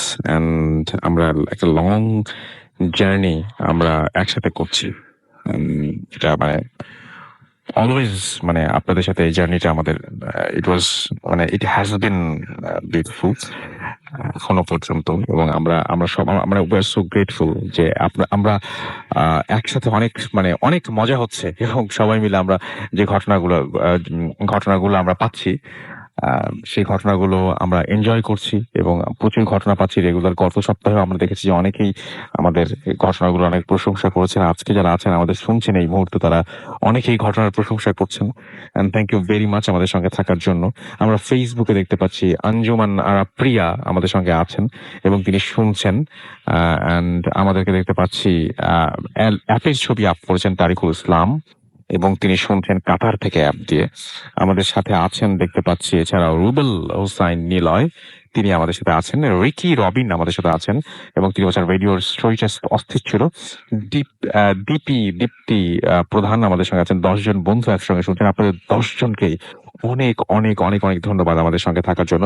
Saadat Hossain রাব্বি আমাদের সঙ্গে আছেন, এবং তিনি বলছেন হাই আমি রাব্বি কিশোরগঞ্জ থেকে শুনছি। থ্যাংক ইউ ভাই শোনার জন্য। নাইমুর আলম আমাদের সাথে আছেন, এবং তিনি বলছেন nice story, thank you. Shamim Siam লিখেছেন সেকেন্ড স্টোরি ওয়াজ গুড। আমাদের ফার্স্ট স্টোরিটাও কিন্তু অনেক ভালো ছিল, এবং সবাই সেটা লিখছেনও আপনারা। রবির ইসলাম রবি আমাদের সাথে আছেন, অনেকদিন পরে শুনছেন, এবং তিনি বলছেন যে অনেক ভালো লাগছে। শিমুল শানাল আমাদের সঙ্গে আছেন, এবং তিনি বলছেন যে ধানমন্ডি থেকে তিনি শুনছেন অ্যাপ দিয়ে। দেখতে পাচ্ছি ছবি আপ করেছেন। রনি সেন আমাদের সঙ্গে আছেন, খুব ঘুম পাচ্ছে তবুও জেগে আছেন তিনি। এমডি আকবর আলী আমাদের সঙ্গে আছেন, অ্যাপ দিয়ে শুনছেন। হৃদয় আহসান ফার্স্ট এবং সেকেন্ড স্টোরি অসম ছিল তাই জানিয়েছেন। এমডি রাকিবুল হাসান সিয়াম আমাদের সাথে আছেন, আমাদের সাথে রয়েছেন দেখতে পাচ্ছি সম্রাট সিজ, এছাড়া আমাদের সাথে আছেন সুজন খান। MH শান্ত আমাদের সঙ্গে আছেন, লিখেছেন সেরা। এছাড়াও এফকে আবির হোসাইন আমাদের সঙ্গে আছেন, দুইটা কাহিনী অসম ছিল। আমাদেরকে অনুকূল ঘোষ লিখেছেন সেকেন্ড স্টোরিটা ওয়াজ সো হরেবল। আমাদের সাথে আছেন মাশফিক রহমান, এবং তিনি বলছেন ভাই আমার রেডিওতে তো অন্য কিছু বাজে, ভয় লাগছে। এটা এটা আপনি মজা করে বলছেন সেটা বুঝতে পারছি, বাট যদি সত্যি এরকম বেজে ওঠে তাহলে বুঝতে পারবেন আসলে ভয়ঙ্কর কিছু। না হলে মানে আসলেই HM হাসান আমাদের সাথে আছেন, and তিনি বলছেন I love booth FM very much. আমাদের সাথে আছেন দেখতে পাচ্ছি পিকে রিক, এবং এছাড়া আমাদের সাথে আছেন সেলিম লুধুয়া মতলব চাঁদপুর থেকে, এবং তিনি লিখেছেন যে গল্পটা তার কাছে অতটা ভালো লাগে নাই। তার কাছে কোনটা ভালো লাগে নাই ভাই আমি এটা বুঝি নাই। আমাদের সাথে আছেন এছাড়াও দেখতে পাচ্ছি মাহাদি হাসান, এবং আমাদের সাথে আছেন দেখতে পাচ্ছি যে এমডি নাহিদ হাসান বুলবুল, তিনিও আছেন এবং তিনি এবং তার রুমমেট একসাথে শুনছেন। আমাদের সাথে রয়েছেন রনি রওশন এবং তিনিও শুনছেন মালদ্বীপ থেকে, আমাদের সাথে আছেন মালদ্বীপ থেকে। এবং তিনি বলছেন যে এইখানে তিনি আচ্ছা তিনি আমাদের ফেসবুক পেজে আছেন। তিনি বলছেন যে কিভাবে শুনবো, আসলে কিভাবে শুনবেন আমি ফেসবুক পেজে রিপ্লাই দিয়ে দিচ্ছি। আদারওয়াইজ আপনি তো শুনতে পাচ্ছেন না নিশ্চয়ই আমাকে, তো আমরা সেটা রিপ্লাই দিয়ে দিচ্ছি কিছুক্ষণের মধ্যে। থ্যাংক ইউ ভেরি মাচ যারা এত কষ্ট করে জানতে চান যে কিভাবে শুনবেন। আমরা চলে যাচ্ছি আমাদের পরবর্তী ঘটনায়। আমাদের আরো একজন অতিথি আছেন এই মুহূর্তে, সেই নতুন অতিথির কাছে আপনার নামটা একটু প্লিজ বলবেন, তারপর আপনার ঘটনায় যাব। হ্যালো রাসেল ভাই, আমি অভিজিৎ কানু ফ্রম শ্যামলী। ওকে অভিজিৎ, আমরা শুনি আপনার ঘটনা। Thank you so much. ঢাকার সুবাদে আর কি, মানে পড়ালেখার সুবাদে আমি ঢাকায় থাকি আর কি। জি। তো ঢাকায় থাকা অবস্থায় ফ্রেন্ডদের সাথে থাকা হয় আমার। তো আমি একটা ফ্ল্যাট ভাড়া নিয়ে শ্যামলীর দিকে থাকা হয়েছে আর কি, ফ্ল্যাট ভাড়া নেওয়া হয়েছে আর কি। তা এখন যেটা হলো যে ওইখানে থাকা ভালোভাবেই আছি আমরা, খুব ভালোভাবে থাকা হলো, মানে কন্টিনিউ ভালোভাবে থাকতেছি আমরা। তা এখন তেমন কোনো সমস্যা হচ্ছিল না ওই তখন আর কি। তা একটা সময় হলো যে আমার একটা ফ্রেন্ডের বার্থডে আর কি, 10 অক্টোবর ছিল 2014 সালের। তা আমি সেটা মোহাম্মদপুর, রাজীব আর কি তার নাম। রাজীবের বার্থডে ছিল, তো আমি তার বার্থডেতে যাবো না বলতেছিলাম। তারপর ফ্রেন্ড যেহেতু আমার যেতে হয়, বলতেছিল যে না না আসলে হবে না, এমন একটা অবস্থা। তা আমি তার বার্থডেতে যাই মোহাম্মদপুর। তা মোহাম্মদপুর যাওয়ার পরে আমি তার বার্থডেটা সেলিব্রেট করা হয়। তো অ্যাকচুয়ালি আস্তে আস্তে বিষয়টা এমন হলো যে দেরি হয়ে গেল আর কি। আচ্ছা। তো অনেক রাত হয়ে গেল, অনেক রাত হয়ে যাওয়ার পরে এখন যাই হোক আমি নর্মালি আসতেছি, তো রিক্সা দিয়ে আমি শ্যামলী আসলাম। আসার পরে আমার নিজের বাসায় ঢুকলাম আর কি, বাসায় যাচ্ছি আর কি। তা এমন সময় তো তখন প্রায় রাত 1-1:30টার মতন হয়ে গেছে আর কি, বাজে এরকম বাজে আর কি। তো বাসায় যখন যাচ্ছি তখন সিঁড়িতে যখন আমি উঠছি, তো সিঁড়িতে সাধারণত আর কি আমাদের সব জায়গায় লাইট টাইট থাকে, কিন্তু আমাদের যে ফ্ল্যাটটা আমরা ভাড়া থাকতাম সেটা 2 তলা পর্যন্ত লাইট ছিল না। আচ্ছা। কোন একটা কারণে ছিল না। তো মালিককে এটা বারবারই বলা হতো যে লাইট কেন নেই। তো মালিক লাইট ব্যবস্থা করে দিত, কিন্তু ফিউজ হয়ে যেত আর কি, এমন একটা অবস্থা। তো যাই হোক, এখন আমি নিজে মোবাইল লাইটটা জ্বালিয়ে আমি সিঁড়ি দিয়ে উপরে উঠি আর কি।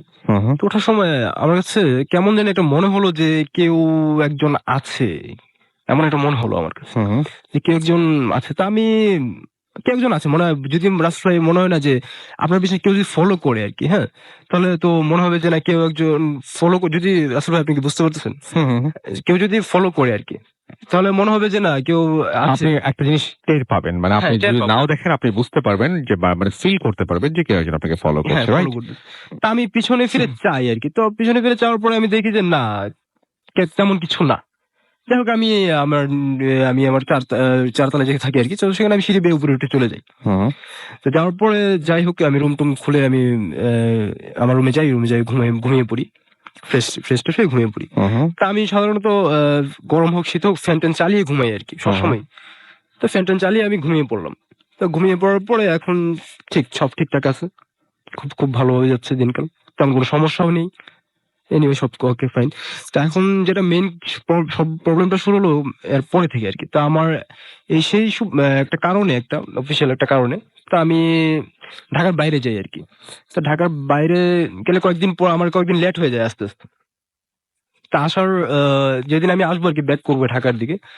তা ঢাকায় ব্যাক করার সময় আমার সেই একই সিচুয়েশন আমি একটা ফিল করলাম আর কি। ওই সময় ফিল করলাম যে আমার সেম ওরকমই হচ্ছিল যে কেউ একজন আছে, কেউ একজন আমাকে ফলো করতেছে, কেউ একজন এমন একটা কিছু টের পাচ্ছি যে না কেউ একজন মনে হয় আমাকে করতেছে, ফলো করতেছে। আচ্ছা। যাই হোক আমি বাসায় চলে যাই, আবার সেই সেম সিচুয়েশন, সেম অবস্থা। আমি লাইট ধরে উপরে চলে যাই, রুমে চলে যাওয়ার পর আমি সবাই ঘুমাচ্ছিল, তখন প্রায় 1:30-2টার মতন বেজে গেছিল। তো বাসায় আমি রুম টুম খুলে খাওয়া দাওয়া করে ফ্রেশ হয়ে ঘুমিয়ে পড়ি। ঘুমিয়ে পড়ার পরে এখন ফ্যান ট্যান চালিয়ে ঘুমিয়ে পড়েছি আর কি। তো এখন যেটা হলো যে ঘুমিয়ে পড়ছি অলরেডি। তো এখন আমি হঠাৎ আমার কাছে আমি স্বপ্ন দেখতেছি না কি আমি কিছু বুঝতে পারতেছি না। ওই মুহূর্তেটা আমার জার্নি করে আসছিলাম অনেক, কিন্তু আমার মনে হচ্ছিল যে আমি কিছু একটা দেখতেছি স্বপ্নে। আচ্ছা। যে কেউ একজন বলতেছে যে মানে নিজের জীবন বাঁচানোর জন্য বলতেছে যে বাঁচাও বাঁচাও বাঁচাও, এমন একটা বলতেছে যে আমাকে বাঁচাও, আমাকে নিয়ে যাচ্ছে, আমাকে বাঁচাও।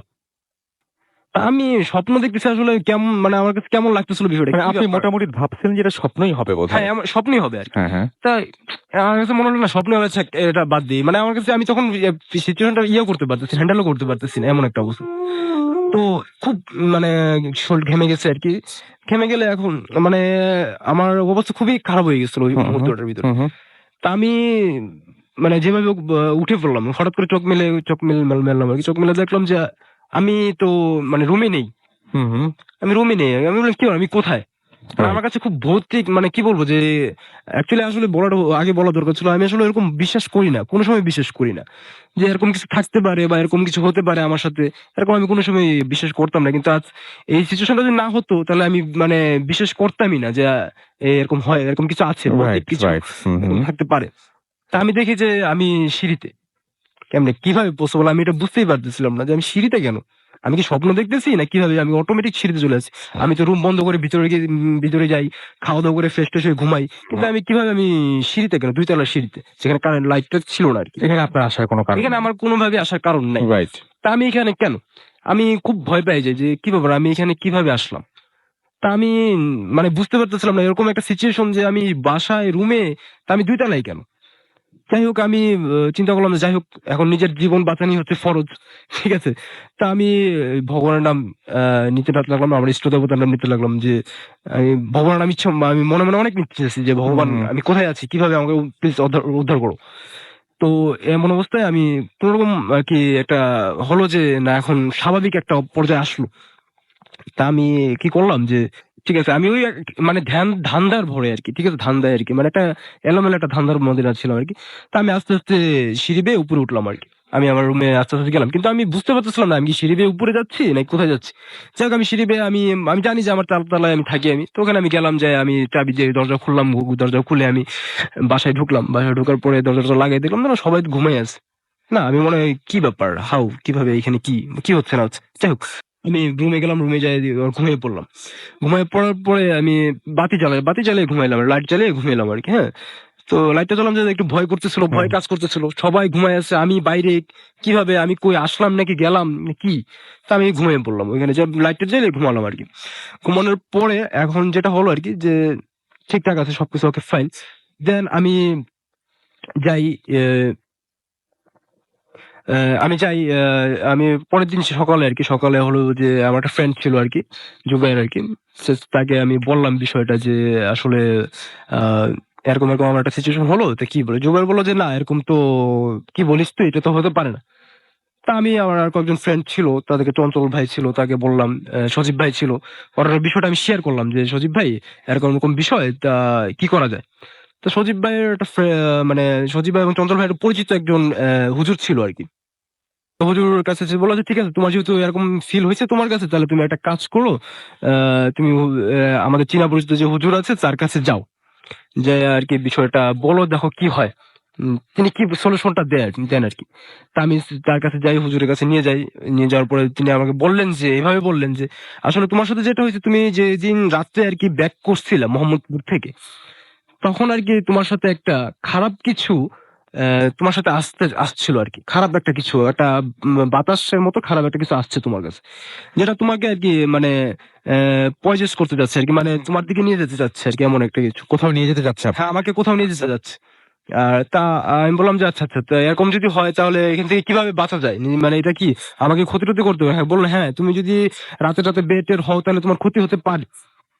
কারণ তোমাকে যেহেতু সে তার একটা তোমার উপর একটা হয়েছে আরকি, প্রভাব হয়েছে। ঠিক আছে। এখন কি অবস্থা তাহলে আপনার? এখন হচ্ছে যে তিনি আমাকে একটা তাবিজ দিল আরকি। তিনি তাবিজ দিয়ে বলল যে, "আচ্ছা তুমি এই তাবিজটা তোমার বাম হাতে রাখো, বাঁধো আরকি। তো I hope তুমি ভালো থাকবা।" আপনার উপর আপনার কি মনে হয় যে আপনার উপর কেউ ব্লাক ম্যাজিক করেছে বা এরকম কোনো কিছু? আমার হতে পারে, আমার মনে হয় হতে তাই? পারে। কিন্তু আমি সিউর না, হতেও পারে। এবং আপনি আপনি যে ঘুমিয়েছিলেন, ঘুমের মধ্যে সবকিছু দেখছিলেন এবং ঘুম থেকে চোখ খুলে তারপর আপনি দেখলেন যে আপনি সিঁড়ির উপরে দাঁড়িয়ে মানে সিঁড়ির উপর মানে আছে আরকি, বসে আছি আরকি। খুবই অদ্ভুত ব্যাপার। থ্যাংক ইউ ভেরি মাচ আপনার ঘটনার জন্য আপনাকে অনেক ধন্যবাদ। এন্ড আমি আই হোপ যে আপনারা শুনলেন, যারা তাদেরও অনেক কিছু বলার থাকবে সেটা অবশ্যই আপনারা বলবেন। আমি তো জাস্ট শুনি, কিন্তু কোনো মতামত দিতে পারি না। Thank you. এবং যদি সময় থাকে তাহলে আপনার কাছে আবারও ফিরে আসবো। আমরা একটা ছোট্ট বিরতিতে যাব, কারণ আমাদের লম্বা স্টোরি আছে, এরপরে আলিফ আসবে এবং আমি বলেছিলাম যে আরেকজন আপু আছেন আমাদের সঙ্গে যিনি ঘটনা শেয়ার করবেন কিছুক্ষণের মধ্যে। অবশ্যই তারটা আমরা প্লে করবো, তার ঘটনাটা। বাট রেকর্ডটা করেছে আলিফ এবং ওনার আজকে আসার কথা ছিল, কেন আসেননি সেটাও তিনি বলবেন। জাস্ট ব্রেকের পরে আমরা ঘুরে এসে এই সমস্ত বিষয় নিয়ে কথা বলবো। স্টে টিউনড ফর রেডিও ফুর্তি এন্ড ডোন্ট স্টপ ফুর্তি।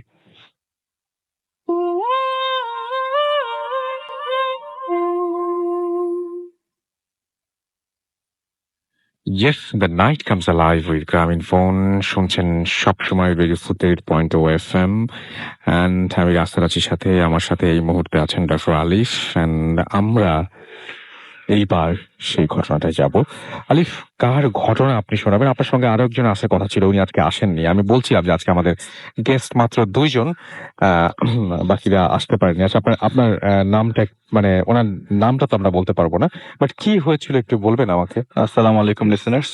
রাসেল ভাই, আমি আসলে কিভাবে আসলে শেয়ার করব জিনিসটা, এটা আমি যখন আপুকে পাই আর কি আমার চেম্বারে, তো আপু হঠাৎ করে রিনাউন মানুষ, আমি যতদূর জানি। রিনাউন নাকি, তাকে অনেকেই চেনে আর কি। রাসেল ভাই আসলে মানুষটা কেউ না, আমি আপনাকে একদম পরিষ্কার ভাবে বলে দিচ্ছি। তাহলে যেহেতু আমি ওনার সম্বন্ধে কিছু বলতে পারছি না, তাহলে মানুষটা রাসেল ভাই কেউ না। সেটাই হ্যাঁ। তো আসলে আপু আসার কথা ছিল আজকে আমার সাথে, আমি তাকে 1 মাস আগেই জানিয়েছিলাম, কিন্তু আপুর রিসেন্ট কিছু ইনসিডেন্টের কারণে উনি আজকে আসতে পারেন নাই। রাইট। কিন্তু রাসেল ভাই, মাঝে মাঝে অনেক কথা, অনেক ঘটনা শেয়ার করি, এখানে এসে শেয়ার করি, কারোর কাছ থেকে কালেক্ট করি, কিছু ভালো লাগে কিছু খারাপ লাগে, কিন্তু আপুর ঘটনাটা আসলে আর শেয়ার করার মতো শক্তি নাই। কিন্তু রাসেল ভাই রেকর্ড নিয়ে আসি, আপনাকে দিলাম রেকর্ডিংটা। আচ্ছা, কেন উনি আসতে পারলেন না? বা রাসেল ভাই সেই জন্য উনি একটা মেসেজ পাঠিয়েছে, আমি একটু পড়ি রাসেল ভাইয়ের মেসেজটা। এখানে লেখা আছে, আসসালামু আলাইকুম আলিফ ভাই আর রাসেল ভাই, আমার স্টোরিটা শেয়ার করার আগে বা পরে কাইন্ডলি এই টেক্সটটা লিসেনারদের একটু শেয়ার করবেন। ভাই, I am extremely sorry for not being able to attend the studio tonight. Thank you for sharing one of my many stories. এটা রাসেল ভাই তার স্টোরির কিছু অংশ, কোন একটা স্টোরি আর কি।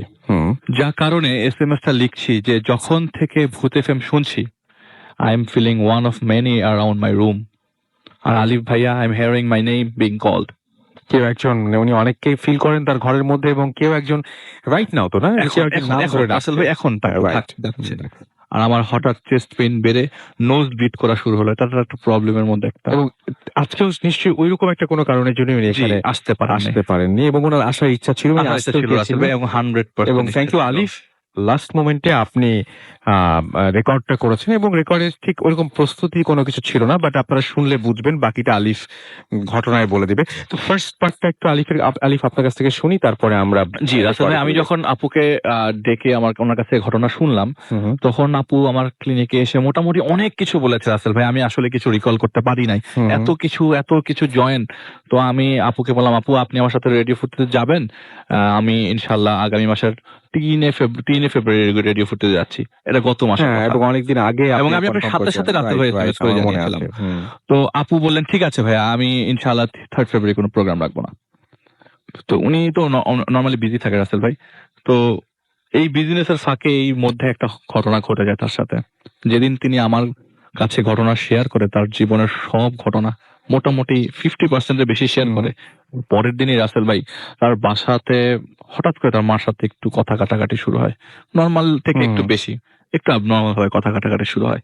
কথা কাটাকাটি তো রাসেল ভাই নট ন্যাচারালি অনেকেরই হয়, ওনারও হয়েছে আগে, কিন্তু হঠাৎ করে ঘর থেকে বের হয়ে যাবার প্ল্যানটা তার একদম সে বাসার ড্রেস পরে ব্যাগ ট্যাগ গুছিয়ে বাইরে চলে যাচ্ছে, এরকম অবস্থা। তো তার মা জিজ্ঞেস করে, তুই কোথায় যাচ্ছিস? ব্যাগ ট্যাগ গুছিয়ে ঘরের ড্রেস পরে কই যাচ্ছিস? তখন তার মাথায় আসে আসলে আমি কোথায় যাচ্ছি। তো সে আর কিছু না জিজ্ঞেস করে বাসার ছাদে সে নর্মালি রাসেল ভাই যান না, ওইটা জোহরের ওয়াক্ত, খুব যে হন্টেড টাইম বা কিছু রাত, অনেক গভীর রাত, সেটাই অনেকে মনে করেন, বাট অত ভয়ঙ্কর না। এবং তার চুল এত বড় কোমর ছাড়িয়ে যায়, তো যার কারণে সে এতটা মুভ করেন না। তো এগুলি সামনে আপনারা স্টোরিতে শুনবেন। তো আমি যতটুকু জানি, ওনার যতটুকু উনি আমাকে আজকে বলেছেন, যে যখন উনি ওই উপরে বসে সিঁড়ির কামরাতে, মানে ছাদে যাওয়া ওই সিঁড়ির গেটটা লাগানো, তো সিঁড়ির কামরাতে ওই বিল্ডিং এ আমার একটা ঘটনা আছে কি রাসেল ভাই, 2-3টা অ্যাটেম্প্ট নেওয়া ঘটনা আছে, যার ফলে বাসার ছাদটা অলওয়েজ বন্ধ থাকে। লোকজন ফিজিক্যালি যেন লোকজন ছাদে উঠতে না পারে পারমিশন ছাড়া, সেজন্য গেটটা বন্ধ থাকে। তো গেটের সামনে 2-3টা স্টেপ নিচে সে সিঁড়িতে বসেছিল। এমন সময় রাসেল ভাই গান শুনছিল, 2টা ইয়ারফোন কানের মধ্যে ছিল, গান শুনছিল আর কিছু ছবি স্লাইড করে দেখছিল। এমন সময় তার ছোট ভাই নিচ থেকে এসে তার হাত ধরে, এবং হাত ধরে ঘাড় ধরে নিচে নামিয়ে দেয়। হেঁচকা ধরে টান দেওয়া হয় না, ঠিক ওরকম ভাবে নিচে নামিয়ে নেয়। তো সে বলছে যে আমাকে ছাড়ো ভাই, আমি যাচ্ছি। কিন্তু তার এই নর্মাল আচরণও তার ভাই সহ্য করতে পারছিল না। কন্ডিশনটা এরকম যে নর্মাল আচরণটা তো সে তার ভাই সহ্য করতে পারছিল না, সে খুব জোরে টানছিল।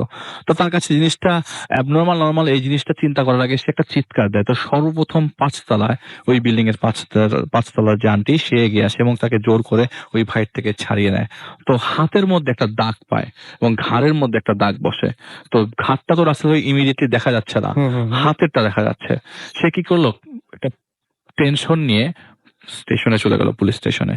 ওখানে যে রিপোর্ট লিখবে, তখন তার মাথায় আস্তে আস্তে জিনিসটা আসতে থাকে যে আমার ভাই যে আমাকে হাত ধরলো, এর মধ্যে 3টা আঙ্গুলের ছাপ, 5টা আঙ্গুলের ছাপ না কেন, যত জোরে চাপ দিয়েছে, আমি এত ব্যথা পেয়েছি যে 3টা আঙ্গুলের ছাপ তো হওয়ার কথা না। তাহলে দিস ইজ সামথিং রং। আমি এটা ওইখানে কি বলবো, তো কাঁদতে কাঁদতে একটা পর্যায়ে যখন ওইখানে একজন মহিলা পুলিশ ছিলেন, তুমি বললেন যে যেটা আপনাদের ফ্যামিলির ঘটনা, এটা আপনারা একটু চিন্তা করেন, এখানে জিনিসটা শেয়ার করা না থেকে। তো বলছে যে আমি কি আপনাকে নামাই দিব, তখন পুলিশের লোকজন বলতেছে যে না, আমাকে নামাতে হবে না। তো সে নিজেই রিক্সা দিয়ে বাসায় চলে আসে। এইটা ছিল রাসেল ভাই ঘটনা। এরপর থেকে সে আর কোনো ধরনের যোগাযোগ আমার সাথে করার চেষ্টা করলেও আমি আসলে ফোন রিসিভ করতে পারিনি, তার কিছু ব্যস্ততার কারণে। সে এইটাই বলতে চেয়েছিল যে আমি হয়তো আসতে পারবো না, আপনার ঘটনা শেয়ার করার পর থেকে এই ঘটনাগুলো আমার সাথে ঘটছে। এটা রীতিমতো প্রতিদিন রাসেল ভাই। এরপর তো রাসেল ভাই রেকর্ডিংটা আছেই। তো আমরা ঘটনায় যাই, বাকিটা আবার আলিফ যদি আবার কোনো কিছু ক্লারিফাই করা লাগে তাহলে সেটা করবেন। এবং তারপর আলিফের আরো একটা ঘটনা রয়েছে, এটা একটা লম্বা স্টোরি, আপনারা শুনেন আগে। উনি যেভাবে বলার সেভাবে বলেছেন, এবং উনি ওই সময় পজেস ছিলেন। রাসেল ভাই ওই পজিশন মানে কি, তার সাথে সবসময় জিনিসটা থাকে। তো আপনাদের একটু কষ্ট করে পুরো জিনিসটা একটু বুঝে নিতে হবে। চলুন আমরা শুনি তার ঘটনাটি। এই রামাটিয়ায় থাকতাম, তখন আমার বয়স হচ্ছে 12। আচ্ছা। ওই বাসাটা ভালো ছিল নাকি না জানি না, কিন্তু বাসাটার একটু সবাই বলতো যে ওটা হসপিটাল এর আগে, আর আমি যে রুমটা থাকতাম ওটা মর্গ ছিল। আচ্ছা। তো ওই কর্নার আমার রুমের অনেক বড়, মানে পুরোনো বাসা অনেক বড় থাকে না, তো পিছনেই অনেক বড় একটা বারান্দা আর দারোয়ানদের একটা রুম ছিল। সেই দারোয়ানদের রুমে 3টা দারোয়ান সুইসাইড করেছে, এটা আমরা জানতাম না। মানে 2টা দারোয়ান আর একটা দারোয়ানের ওয়াইফ। তা আমার আপুর বিয়ে হয়ে যাওয়ার পর আমি তো একাই থাকতাম ওই ঘরে। তো তখনই আমি মানে প্রায় খেয়াল করতাম, মানে মনে হতো যে আমি এই পাশে শুয়ে থাকলে আমার এখানে কেউ ব্রিথ করছে। ওটা আপনি বুঝতে পারেন, ফ্যানের বাতাস আর ওটার বাতাস। আমার চুল তো পুরো হাঁটুর নিচ পর্যন্ত। মন করে যে আপনার ঘরের ফিলিং। ঘরটা হলো গিয়ে 2013। এটা হচ্ছে আমি বসতে চাচ্ছিলাম না, একজন দাদু ডাকি আমরা তাকে। সে একটা আমল করেছিলেন, আমি জানি না আমলটার নাম কি। এটা বোধহয় আপনার মাটির ভিতরে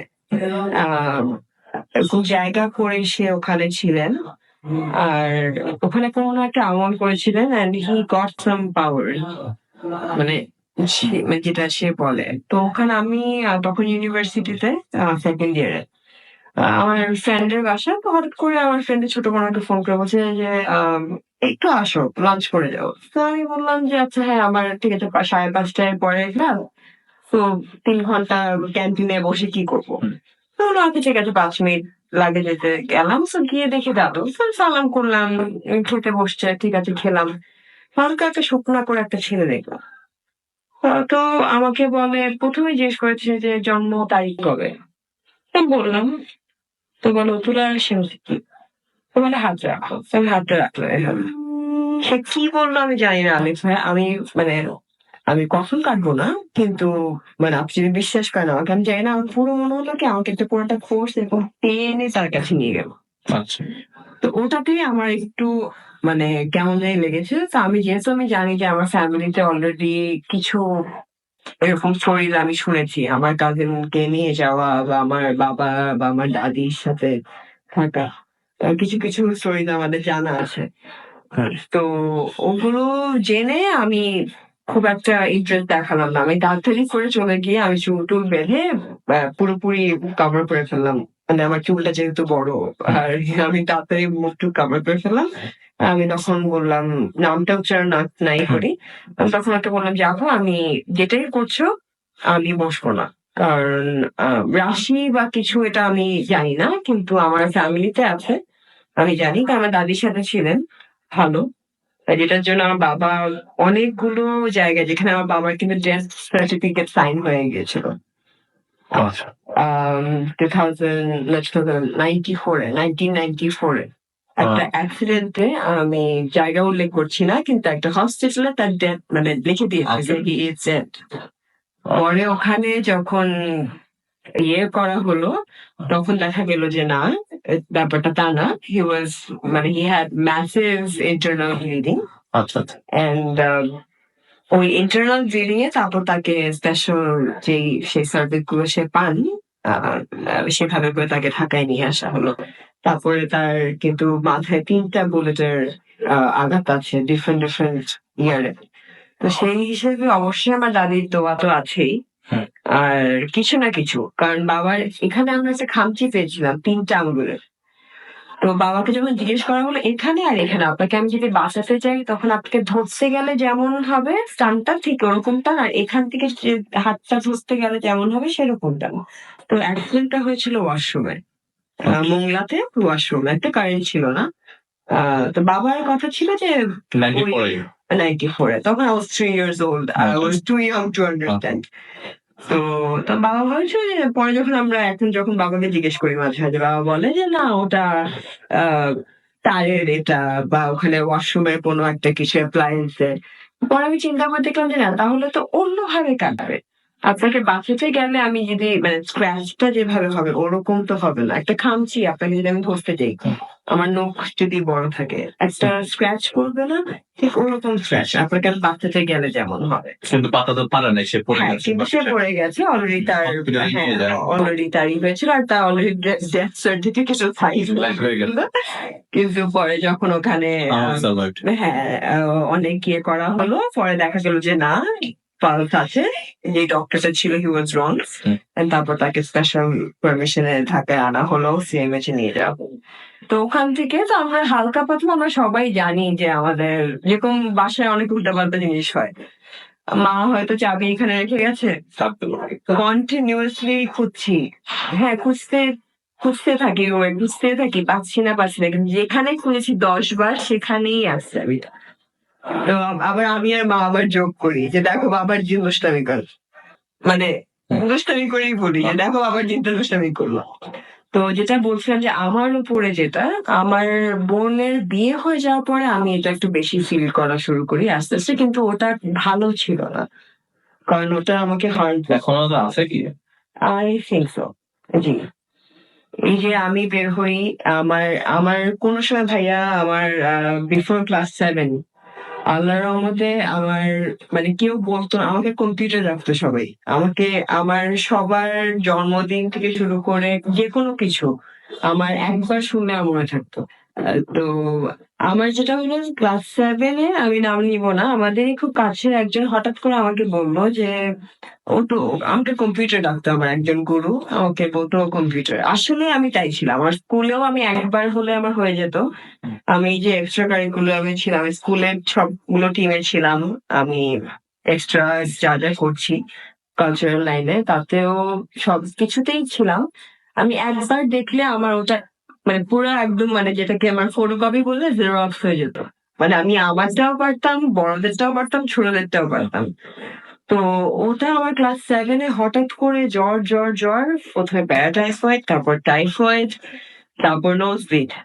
কি হলো কেউ ডিটেক্ট করতে পারছে না, কন্টিনিউয়াস ব্লিডিং, আর এটা ব্যাক ফ্লো করে আমার মুখ থেকে আসতো গড় গড় করে। তো আমি যে স্কুলে পড়ি, টপ স্কুল বাংলাদেশে, মানে 3টা বা 5টা স্কুলের বলে।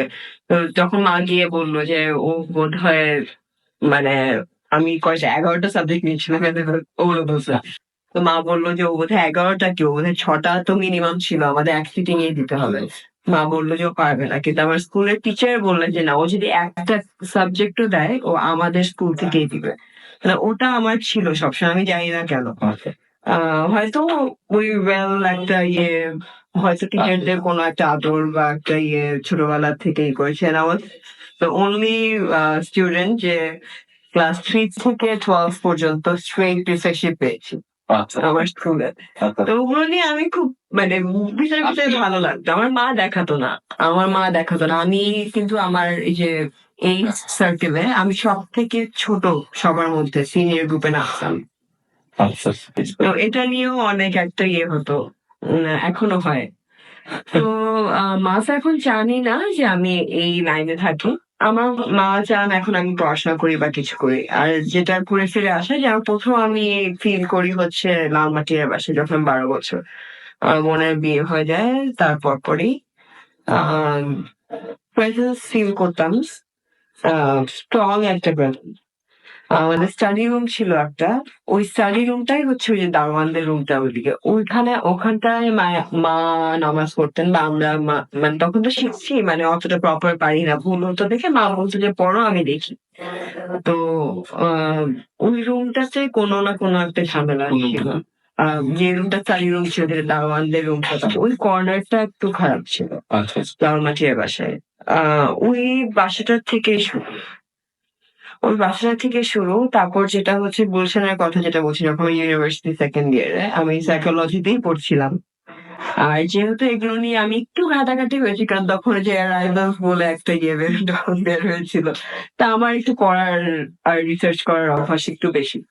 তো আমি একটু পড়তে যখন দেখি কোয়েশ্চেন চলে আসে, তখন আমি আবার একটু ব্যাক অফ করি। মানে রিলিজিয়ন নিয়ে যেটা সত্যি কথা বলতে, তখন আমি রিলিজিয়নকে আমি কোয়েশ্চেন করি না। হয়তো আমি অন্য রিলিজিয়নের ব্যাপারে জানি to gain knowledge, but not for other reason. তো আমি হালকা পাতলা about kufri, about black magic and how to harm others and how to not harm others, এগুলোর ব্যাপারে যখন রিসার্চ করা স্টার্ট করলাম, তখন দেখলাম একটা পর্যায়ে গিয়ে অনেক কিছু আমার সাথে মেলে। তো মা যখন ডক্টরদের কাছে কোনো হেল্প পেলেন না, তখন কারণ আমার কর্পোরাইজেশন আমরা অলওয়েজ আগে করতে হয়েছে। কারণ আমি যখন মক এক্সাম দিই, আমার এক হাত দিয়ে আমি টিস্যু দিয়ে নাক মুছি, আর এক হাত দিয়ে দেখি।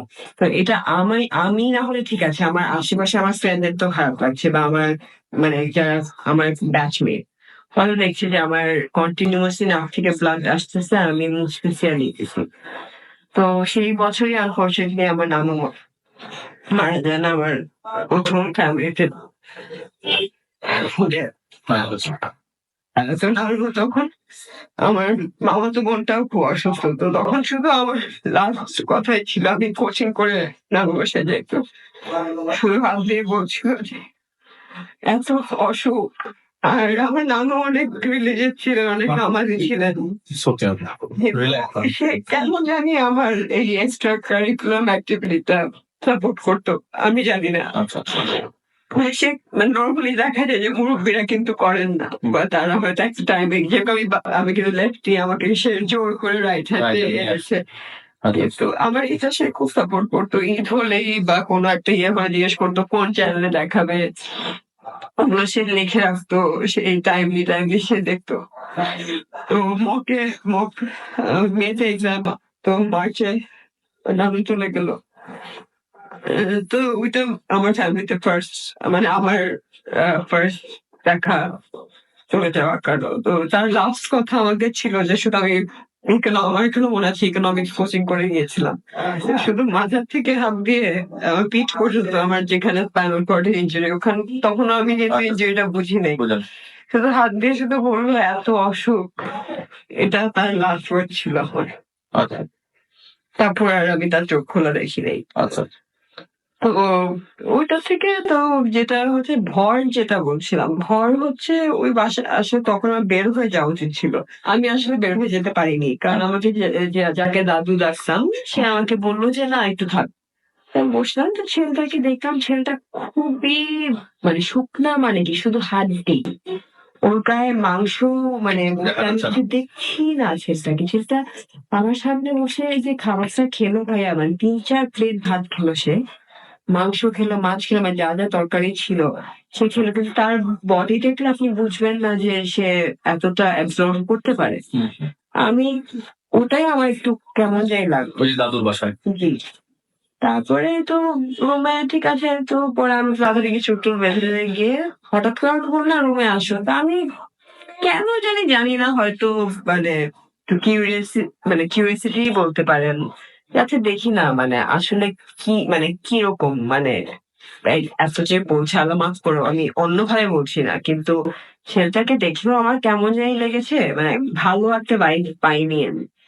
তো আমি কি বসলাম, হঠাৎ করে আমি সত্যি ভাইয়া আমি জানি না, কিন্তু আমার মনে হলো যে আমার পুরো পিঠের উপরে হঠাৎ করে, মানে ছেলেটার উপরে কিন্তু এনেছে, ও কিন্তু পুরো ডিফারেন্ট একটা গলায়, 4-5টা গলায় আমার সামনে কথা বলছে। এখন অনেকে বলে যে ভয়েস চেঞ্জ করা যায়, অবশ্যই করা যায়, আমি মানছি, কিন্তু একসাথে 3-4 ভয়েস কেমনে কথা বলছে? আমরা দেখছি যে একসাথে 3টা ভয়েস কথা বলছে, আর দাদু তো ঠিক আমার পাশে বসা, মানে তার মুখ পড়লেও তো আমি দেখবো।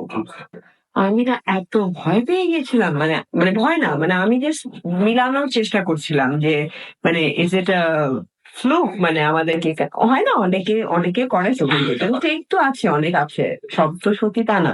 তো আমি আসলে মিলাতে পারছিলাম না। আর ছেলেটাও দেখছি যে মানে এক এক সময় মানে উর্দু থেকে অ্যারাবিক চলে যাচ্ছে, অ্যারাবিক থেকে টার্কিশ চলে যাচ্ছে, টার্কিশ থেকে ল্যাটিন চলে যাচ্ছে, ল্যাটিন থেকে আমি মানে শুধু তখন আমি আসলে সত্যি কথা বলতে ভয় পেয়েছি। আমি বিসমিল্লাহির রহমানির রহিমটাও বলতে পারিনি। তার আগেই মনে হলো যে আমার পুরো পিঠে 3-4 বস্তা মানে ইট বা কিছু যদি আপনি দিয়ে দেন, যে ভাঁজটা আমার হবে, ঠিক সেরকম একটা কিছু আমার বুকে চাপ দিয়ে আমাকে পুরো মাটির সাথে পুরো আমার বুকটা লেগে গেল। আমি বিসমিল্লাহ বলতে পারিনি। মানে বিসমিল্লাহ বলতে আমি মানে মুখে আনতে পারিনি। পুরো চলে আসলো, তারপর আর আমার কোনো কিছু আমার মনে নেই। কিন্তু পরে যখন আমি সেন্সে আসলাম অনেকক্ষণ পরে, তখন দেখি সন্ধ্যা হয়ে গেছে, ক্লাস তো মিস গেলই। উঠে তো আমি দেখি প্রচন্ড শরীর খারাপ, জ্বর উঠে গেছে 103 না কত ইয়ে, এপাশ থেকে স্যালাইন লাগানো। কি হয়েছে জিজ্ঞেস করলাম, বলে আমি বলে অনেক কথা বলেছি। এখন যতটুকু শোনা যেটা আমার মনে নেই। 2013 2013 সেপ্টেম্বরের লাস্টের দিকে আমাকে বললো যে আমি অনেক কিছু বলেছি যেগুলো মিলেছে, আর আমাকে কেউ বিয়ে করতে চায়, সে নামটা বলেছে, আর সে আমাকে বিয়ে করতে দিবে না, আর সে আমার নাচটা পছন্দ করে না, আর কিন্তু সে আমাকে ফিজিক্যালি কোনো সময় হার্ম করবে না, কিন্তু বরং এটা বলেছে যে যারা আমাকে হার্ম করছে ওখান থেকে সে আমাকে সেভ করার চেষ্টা করে যতটুকু সম্ভব। আর নামটাও বলেছে, নামটা আমি জানি।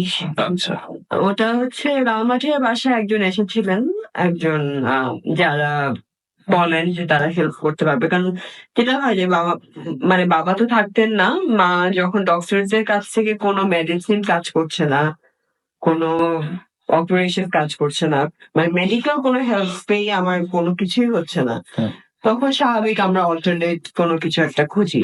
তো তখন এক একজন এক একটা বললো যে আছে দেখান। তো একজন আসলো আমার সামনেই একজন, সে আমার দিকে তাকানো নেই, সে নিচে তাকিয়ে আমাকে আম্মা বলেই বোধহয় অ্যাড্রেস করেছিলেন। আর একটা টিনের একটা ইয়ের মধ্যে মাটি আর কি জানি, জাস্ট আমাকে একটা ভেজিটেবল একটা, হ্যাঁ লাউ আর তো, হ্যাঁ সেটা, সে কি কিছু পড়ছিলেন, আমি শুনতে পারছিলাম না, আমাকে শুধু বললো আপনি মাটিটা পরিষ্কার করে আপনিই রাখবেন। তো আমি উজু করে বসে আমার পাটা মাপা হলো, আর পাটা একটা বড় ছোট। তো ওটা অনেকে বলে যে এটা বলে অনেকেরই আছে, তো ওটা আমি জানি না, কিন্তু আমারটা বেশ বড় ছিল। তো ওটা সে ফার্স্টে মাপলেন, তারপরে ওটা আমাকে বললো যে আমি পড়তে থাকবো, আপনি শুধু আমি যখন বলবো তখন আপনি শুধু মাটিগুলো পরিষ্কার করে আপনি নিজ হাতে পরিষ্কার করে রাখবেন, আর সপ্তাহে একবার করে পানি দিবেন আপনি নিজের হাতে। ঠিক আছে, তখন let's go with the flow, মানে কি আর করবো এখন, কারণ আমি তখন এত অসুস্থ যে আমার তখন মানে পড়াশোনা আর ইয়ে ছাড়া আর অন্য কোনো কিছু নাই। তো আম, আমার ঠিক বিছানার পাশে জিনিস রাখা ছিল, আর 6 মাস পরে যখন ওটাকে খোলা হলো, 13টা জিনিস যেগুলো কুফরিতে ইউজ করা হয়, যেটার মধ্যে আপনার হাড্ডি, প্যাঁচানো হাড্ডি, এই স্পিসিসটা এখনো আপনার ইয়ে করে নাই, মানে ইটস অলরেডি এক্সটেন্ট। আচ্ছা, সে এরকম একটা হাড্ডি পাওয়া গেল, এরকম মাথা, ফুলের একটা লক পাওয়া গেল, নখ পাওয়া গেল, এরকম 13টা জিনিস পাওয়া গেল আমার ওটার মধ্যে। কিন্তু ওটা আমার ঘরেই কিন্তু থাকতো, আমার ঘরে নর্মালি আমি ছাড়া কেউ ঢুকতো না। এখন আমাকে বলেছিল যে যদি কোনো পাখি বা কিছু আসতে চায় না আটকাতে, কিন্তু আমি পাখিও ঢুকতে দেখিনি, কিছু ঢুকতে দেখিনি। তো পরে যখন শুধু আমাকে আমার মাকে বলেছে যে জিজ্ঞেস করবেন না কে করেছে। একটা কথা বলে যে আপনজন করেছে, কিন্তু জিজ্ঞেস করবেন না কে করেছে। আর আমি তখন আমাকে রুম থেকে বের হয়ে যেতে বললো, তো আমি বের হয়ে গেলাম, মা ছিলেন রুমে, এখন জানি না মাকে সে কি বলেছে। তো ওটা হচ্ছে প্রথম আমার একটা জানা যে আমার উপরে কিছু আছে, মানে আমি কোনোভাবে এফেক্টেড। এখন আমি যেটা মনে করি যে আমার বাবাকে যারা হার্ম করতে চেয়েছিল, ওটা অনেকে বলে যে যারা উইকলিং থাকে ধরেন XYZ, তার 3 বাচ্চা বা 3টা সন্তান, 3 সন্তানের মধ্যে একজনের প্রতি কিন্তু একটু আমরা হলো একটু হয় না যে একটু ইয়েটা বেশি, বা যেহেতু আমার বাবাকে তো আমার দাদির নাম ধরে ডাকেন, যদিও কোনো মিল নেই, আমার দাদি ছিলেন দুধে আলতা রং, আর আমি হচ্ছে কালো মানুষ, কিন্তু জানি না কেন ডাকেন। তো উইকলিং বলতে গেলে আমি তখন উইক ছিলাম, মেন্টালি বলেন, শারীরিক ভাবে বলেন। তো অনেকে বলে, আমি জানি না কতটুকু সত্যি কতটুকু না, যে বাবাকে হার্ম করেছে যারা, ওটা ইনডিরেক্ট হয়ে এটাকে হিন্দু, যদি আমি রিলিজনটায় যাই, ওরা এটাকে বলে চক্র। হ্যাঁ, যেটা রিনিউ হয়, মানে এর জন্যই চক্র বলা হয়, যেটা রিনিউ হতে থাকে, বছরে রিনিউ করতে হয়, মানে এটা হচ্ছে আপনার হতেই থাকছে, আপনি এটা থেকে বের হতে পারবেন না, যেটা আমি অ্যাকচুয়ালি এত বছরে আমি বুঝতে পেলাম যে আসলে আমি বের হতে পারছি না। তো এটা হচ্ছে ফার্স্ট দিয়ে, কিন্তু পরে আমি বুঝতে পেলাম যে না, ওটা তো হয়েছেই, ওটা হচ্ছে একটা খারাপ একটা এন্টিটি, যেহেতু আমরা মানুষও আমরা খারাপ ভালো আছি, অন্য আমি নাম নিলাম না, কিন্তু যেটাকে আমাদের বিলিভ করতে হবে, বলাই আছে, ইফ ইউ বিলিভ ইন ইনসান you have to believe in the other entity. ওখানেও ভালো খারাপ জি। তো ওখানেও ভালো খারাপ আছে যেহেতু, তো খারাপটাই তখন আমার সাথে আমাকে ধরে বসলো। Hello, Cox's Bazar travel. ভাই, নাইট কামস লাইভ উইথ গ্রামীণ ফোন শুনছেন সবসময় রেডিও 48.0 FM। আমি রাসেল আছি সাথে, এবং এই মুহূর্তে আমি দেখতে পারলাম যে আমার সঙ্গে আর আপনারা অনেকেই লিখছেন যে অনেক ভয় লাগছে। সোহান তালুকদার লিখেছেন যে ফার্স্ট টাইম ভূত FM শুনছেন তিনি। থ্যাংক ইউ ভেরি মাচ সোহান, এবং আশা করছি আমাদের রেগুলার আপনাকে পেয়ে যাবো। মেহেদি হাসান চাঁপাইনবাবগঞ্জের স্টোরিটা দারুণ ছিল। আমাদেরকে তনিমেশ লিখেছেন যে নাইস স্টোরি। আমাদেরকে অনু তুমি লিখেছেন, আমাদের সাথে আছেন এই মুহূর্তে, আমাদের সাথে আচ্ছা, আমাদের সাথে অন্তমী আছেন, এবং তিনি বলছেন রাজশাহীতে কবে আসবেন। আমরা তো রাজশাহীতে লাস্ট ইয়ারে গিয়েছিলাম, এই ইয়ারে যাওয়া হবে কিনা I am not sure, but আমি তো আশা করি যে কোনো সময় সবসময় যাওয়ার ইচ্ছা আছে। আমার ঢাকার বাইরে শো করতে সবসময় খুব ভালো লাগে। আমাদেরকে এছাড়াও দেখতে পাচ্ছি যে লিখেছেন সিফাত, বরিশাল থেকে শুনছেন তিনি। সজীব শ্যামলী মমো আপুর স্টোরিটা খুব ভালো লেগেছে তাই লিখেছেন। মমো আপুকে, এটা মানে মমো আপু না কিন্তু, আচ্ছা নাকি, আচ্ছা মমো নাম বলছেন, এবং তিনি বলছেন আপুর স্টোরিটা ভালো লেগেছে। ওকে, আচ্ছা। ফুর্তি সাথী আমাদের লিখেছেন সিলেট থেকে। এছাড়া আমাদের সাথে দেখতে পাচ্ছি জুবায়ের লিখেছেন বসুন্ধরা থেকে। আমাদেরকে দেখতে পাচ্ছি যে প্রাঞ্জল এবং তামাক কক্সবাজার থেকে লিখেন শুনছি, এবং তিনি বলছেন আমার 2টা স্টোরি আছে, এটা লিখে ফেলেছি আর নেক্সট উইকে পাঠাচ্ছি ভাইয়া, থ্যাংক ইউ ভেরি মাচ। আমাদেরকে জয় লিখেছেন শ্যামলী থেকে, এবং তিনি এবং তার ওয়াইফ সুপ্তি শুনছেন আমাদেরকে। পিউল আমাদেরকে লিখেছেন। আলী আহমেদ সিলেট থেকে আমাদের সাথে আছেন। এনরিক সোহেল আমাদের সাথে আছেন। জাহিদ আমাদের সঙ্গে আছেন।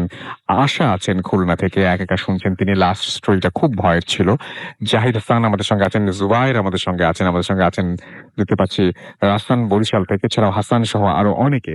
আমরা চলে যাবো এখন ডক্টর আলিফের স্টোরিতে আবারও, এবং তারপরে আবারও আপনাদের কাছে ফিরে আসবো আশা করছি। তো তো আমরা এখন আলিফ যে ঘটনাটি বলবেন সেই ঘটনাটা আলিফ কোথাকার ঘটনা আপনি এখন আমাদের সঙ্গে বলেন। আসসালামু আলাইকুম রাসেল ভাই, আমি আসলে এটা ঢাকারই ঘটনা, রাসেল ভাই ঢাকার ঘটনা শেয়ার করব। ঢাকার বাসাবো এরিয়ার একটি ঘটনা শেয়ার করব, একজন টিচারের ঘটনা। তো আবার একটু আগে আপুকে একটু ধন্যবাদ জানাই দিই, আপু অনেক কষ্ট করে রাতে শুনছেন, এবং আমি আপনাকে রাসেল ভাই মেসেজে বলেছিলাম উনি একটু প্রবলেম ফেসও করছেন। আপুকে আমি অনেক চেষ্টা করছি মেসেজের মাধ্যমে সান্ত্বনা দেওয়ার জন্য। তো আপু অনেক থ্যাংক ইউ আপনাকে, আপনি ঘটনা শেয়ার করেছেন। আসলে আপনাকে থ্যাংক ইউ বলে অনেক কম হয়, থ্যাংক ইউ বললে অনেক কম হয়ে যায়। আসলে আপনাকে অনেক থ্যাংকস, এবং আমরা আল্লাহর কাছে দোয়া করি আপনার জন্য, আপনি যেন সুস্থতা এবং আরেকটা ঘটনা, আপনার যে সমস্যার মধ্যে দিয়ে যাচ্ছেন সেই সমস্যা থেকে যেন আপনি বেরিয়ে আসতে পারেন। রাসেল ভাই আরেকটা ঘটনা যে উনি বলেছেন যে উনি যতটুকু পারেন ওনার শরীর বন্ধ করে বা যেভাবে প্রোটেকশন নিয়ে রেডিও ফুর্তিতে আসবেন ইনশাল্লাহ। জানি না কবে আসবে, সে নিজেও লিখেছে যে সে কবে যে আসতে পারবে জানি না, তবে ইনশাল্লাহ সে আসবে। ইনশাল্লাহ আমরা ওয়েট করছি আপনার জন্য, আপনি যদি আসেন তাহলে সত্যি আমরা খুব খুশি হব। আপনাকে অনেক ধন্যবাদ, আপনি এত সমস্যা থাকা সত্ত্বেও আমাদের সাথে পার্টিসিপেট করেছেন, আপনি আপনার ঘটনা শেয়ার করেছেন, আপনি আসতে পারেননি কিন্তু আপনার ঘটনা এসেছে। Thank you very much. জি রাসেল ভাই, যে ঘটনাটি শেয়ার করবো সেটা হচ্ছে বাসাবো এরিয়ার অনেকদিন আগের কথা, 96-97 দিকে হবে। যে যার ঘটনা শেয়ার করবো তিনি একজন খ্রিস্টান আর কি। তার বাসাটা 4 তলা বাসা, টিচার, সে একটা ভালো কলেজের টিচার আর কি। তো ওইখানে বাসা থাকার কারণে তার বাসাতে মোটামুটি ব্যাচের অনেক স্টুডেন্ট আসতো, অনেকগুলো ব্যাচের স্টুডেন্ট আসতো তার কাছে পড়বার জন্য। তো সেই ইংলিশ টিচার আর কি, ইংলিশ পড়াতেন সবাইকে ব্যাচ ওয়াইজ।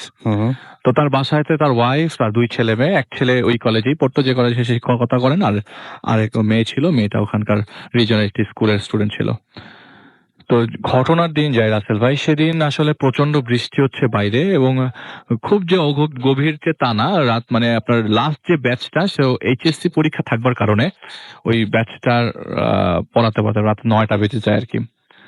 তো 9টার পরে ওনারা সবাই খেতে বসেন নিয়ম মাফিক। খেতে বসার পর মানে আশেপাশের সাউন্ড আসছে যে বৃষ্টি হচ্ছে, বিদ্যুৎ চমকাচ্ছে, খুব জোরে জোরে সাউন্ড হচ্ছে, এবং একটা ঘুরে গরম একটা পরিবেশ ছিল কদিন ধরে। তো ওই বৃষ্টি আসার পর খুব ঠান্ডা লাগছিল তাদের বাসার সবারই, মানে পরিবেশটা শীতল হয়ে যায়।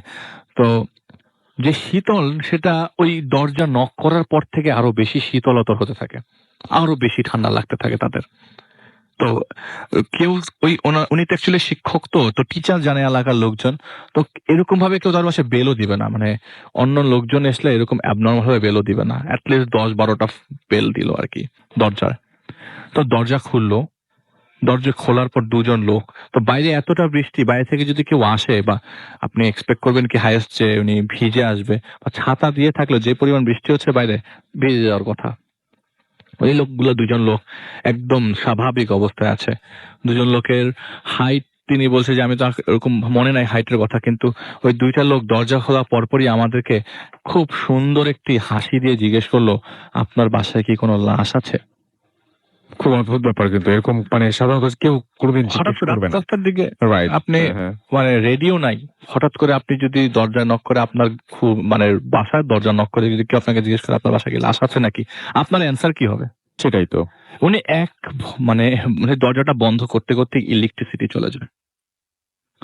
তো সে ওই টেবিলে খাওয়ার অবস্থায় যে যেভাবে ছিল, হাত না ধুয়ে সবাইকেই ওনাদের বেডরুমে নিয়ে গিয়ে বলে যে তোমরা উপরের আল্লাহকে মানে ওনাদের ঈশ্বরকে দেখতে থাকো আর কি। যেভাবে পাচ্ছে সে তাদের মানে রিসিট করছে আর কি।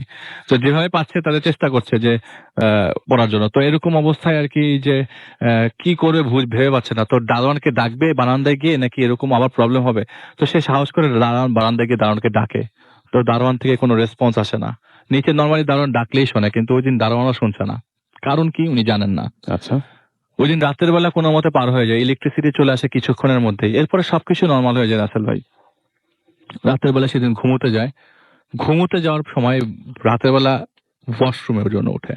ঘুমটা সাধারণত তার ওই সময় ভেঙেই যায় মাঝে মধ্যে। আর বয়স্ক মানুষ, তার কথা হচ্ছে আমি যেহেতু বয়স্ক মানুষ, আমার ঘুমটা খুব কম হয় রাতের বেলা। আমি উঠি, আমি পা খাটের মধ্যে ফেলতেই দেখি যে আমার পাটা ভেজা, একদম ভেজা অবস্থা। আমি লাইট জ্বালানোর চেষ্টা করি, লাইট জ্বলে না। আমি পাটা হেঁটে হেঁটে বাথরুমে গেলাম, বাথরুমের লাইটটা জ্বললো। বাথরুমে যেয়ে দেখি যে আমার পায়ের নিচে লাল রক্ত লেগে আছে। আচ্ছা, এরকম অসম্ভব জিনিস তো আমার সাথে ঘটার কথা না। আমি আমার ওয়াইফকে জাগাই, তিনি তার ওয়াইফকে জাগান, তার ছেলে মেয়েদের জাগান। তার ছেলে যেহেতু কলেজে পড়ে, ওই রক্ত গরম টাইপের ছেলেটা, কি বাবা কোনো সমস্যাই নেই, কোনো সমস্যা নেই। দেখি কি হয়েছে পরে, ওই ছেলে আসার পর কিন্তু তাদের রুমের লাইটটা ঠিকই জ্বলে ওঠে। মানে আশেপাশের লোকজন যখনই প্রেজেন্স চলে আসে তখনই সব অ্যাবনর্মাল ঘটনাগুলো ওখান থেকে সরে যায়, সাবসাইড করে যায়। তো ঠিক এর পরের দিন রাসেল ভাই সবাই একই সময় খেতে বসে, খাওয়া প্রায় শেষ, এমন সময় আবার দরজা নক। আগের দিনের মতো বৃষ্টি আজ হচ্ছে না, কিন্তু যখনই ওই নকটা বাসায় করে হয়, মানে নকটা যখন বেলটা বাজানো হয়, তখনই পুরো রুম ঠান্ডা হয়ে যায়, বাসা ফ্রিজের মতো ঠান্ডা হয়ে যায়। উনি দরজা খুলে মনে করে যে একটু আগে উনি দারোয়ানকে ডেকে এসেছিলেন যে তুমি আসলে, মানে তুমি যে তোমার কাজ তুমি ফ্রি হলে আমার উপরে উঠে একটু কথা আছে আর কি। তো উনি মনে করেন দারোয়ান এসছে, দরজা খুলে দেখে সেই দুজন লোক। উনি আবারও সেই হাসি মুখে বলে, আপনার পাশে কি কোনো লাশ আছে? সেই দরজা আবার লাগাই দেয় জোরে, লাগাই দিয়ে তিনি আবার নিচে দারোয়ানকে জোরে জোরে ডাকতে থাকে, এই কে আসছে বাসার মধ্যে, কই তোমরা? কিন্তু কোনো ধরনের সাউন্ড আসতে থাকে না। তো এরকম করে করে পরের দিন রাসেল ভাই, ওই দিন রাতের বেলা তার স্বপ্ন এরকম আসে যে সে যখন রাতে ঘুমিয়ে গেছে, স্বপ্নে ফিস ফিস করে ছেলে, আমি অদ্ভুত শুনতে পাচ্ছি আমার কানের মধ্যে কে জানি এসে বলছে, আপনার বাসায় একটা লাশ আছে, আপনি একটু খুঁজে দেখেন। এরকম করে রাসেল ভাই আপনার সাথে কেউ ঘটলে আপনি, আমি মাঝে মধ্যে এইসব ঘটনা যখন শেয়ার করি রাসেল ভাই, আমি মাঝে মধ্যে নিজেকে ওই জায়গায় বসানোর চেষ্টা করি যে আসলে আমার সাথে যদি ঘটতো, হয়তো সবার সাথে ঘটে না, ওনার সাথে ঘটে গেছে।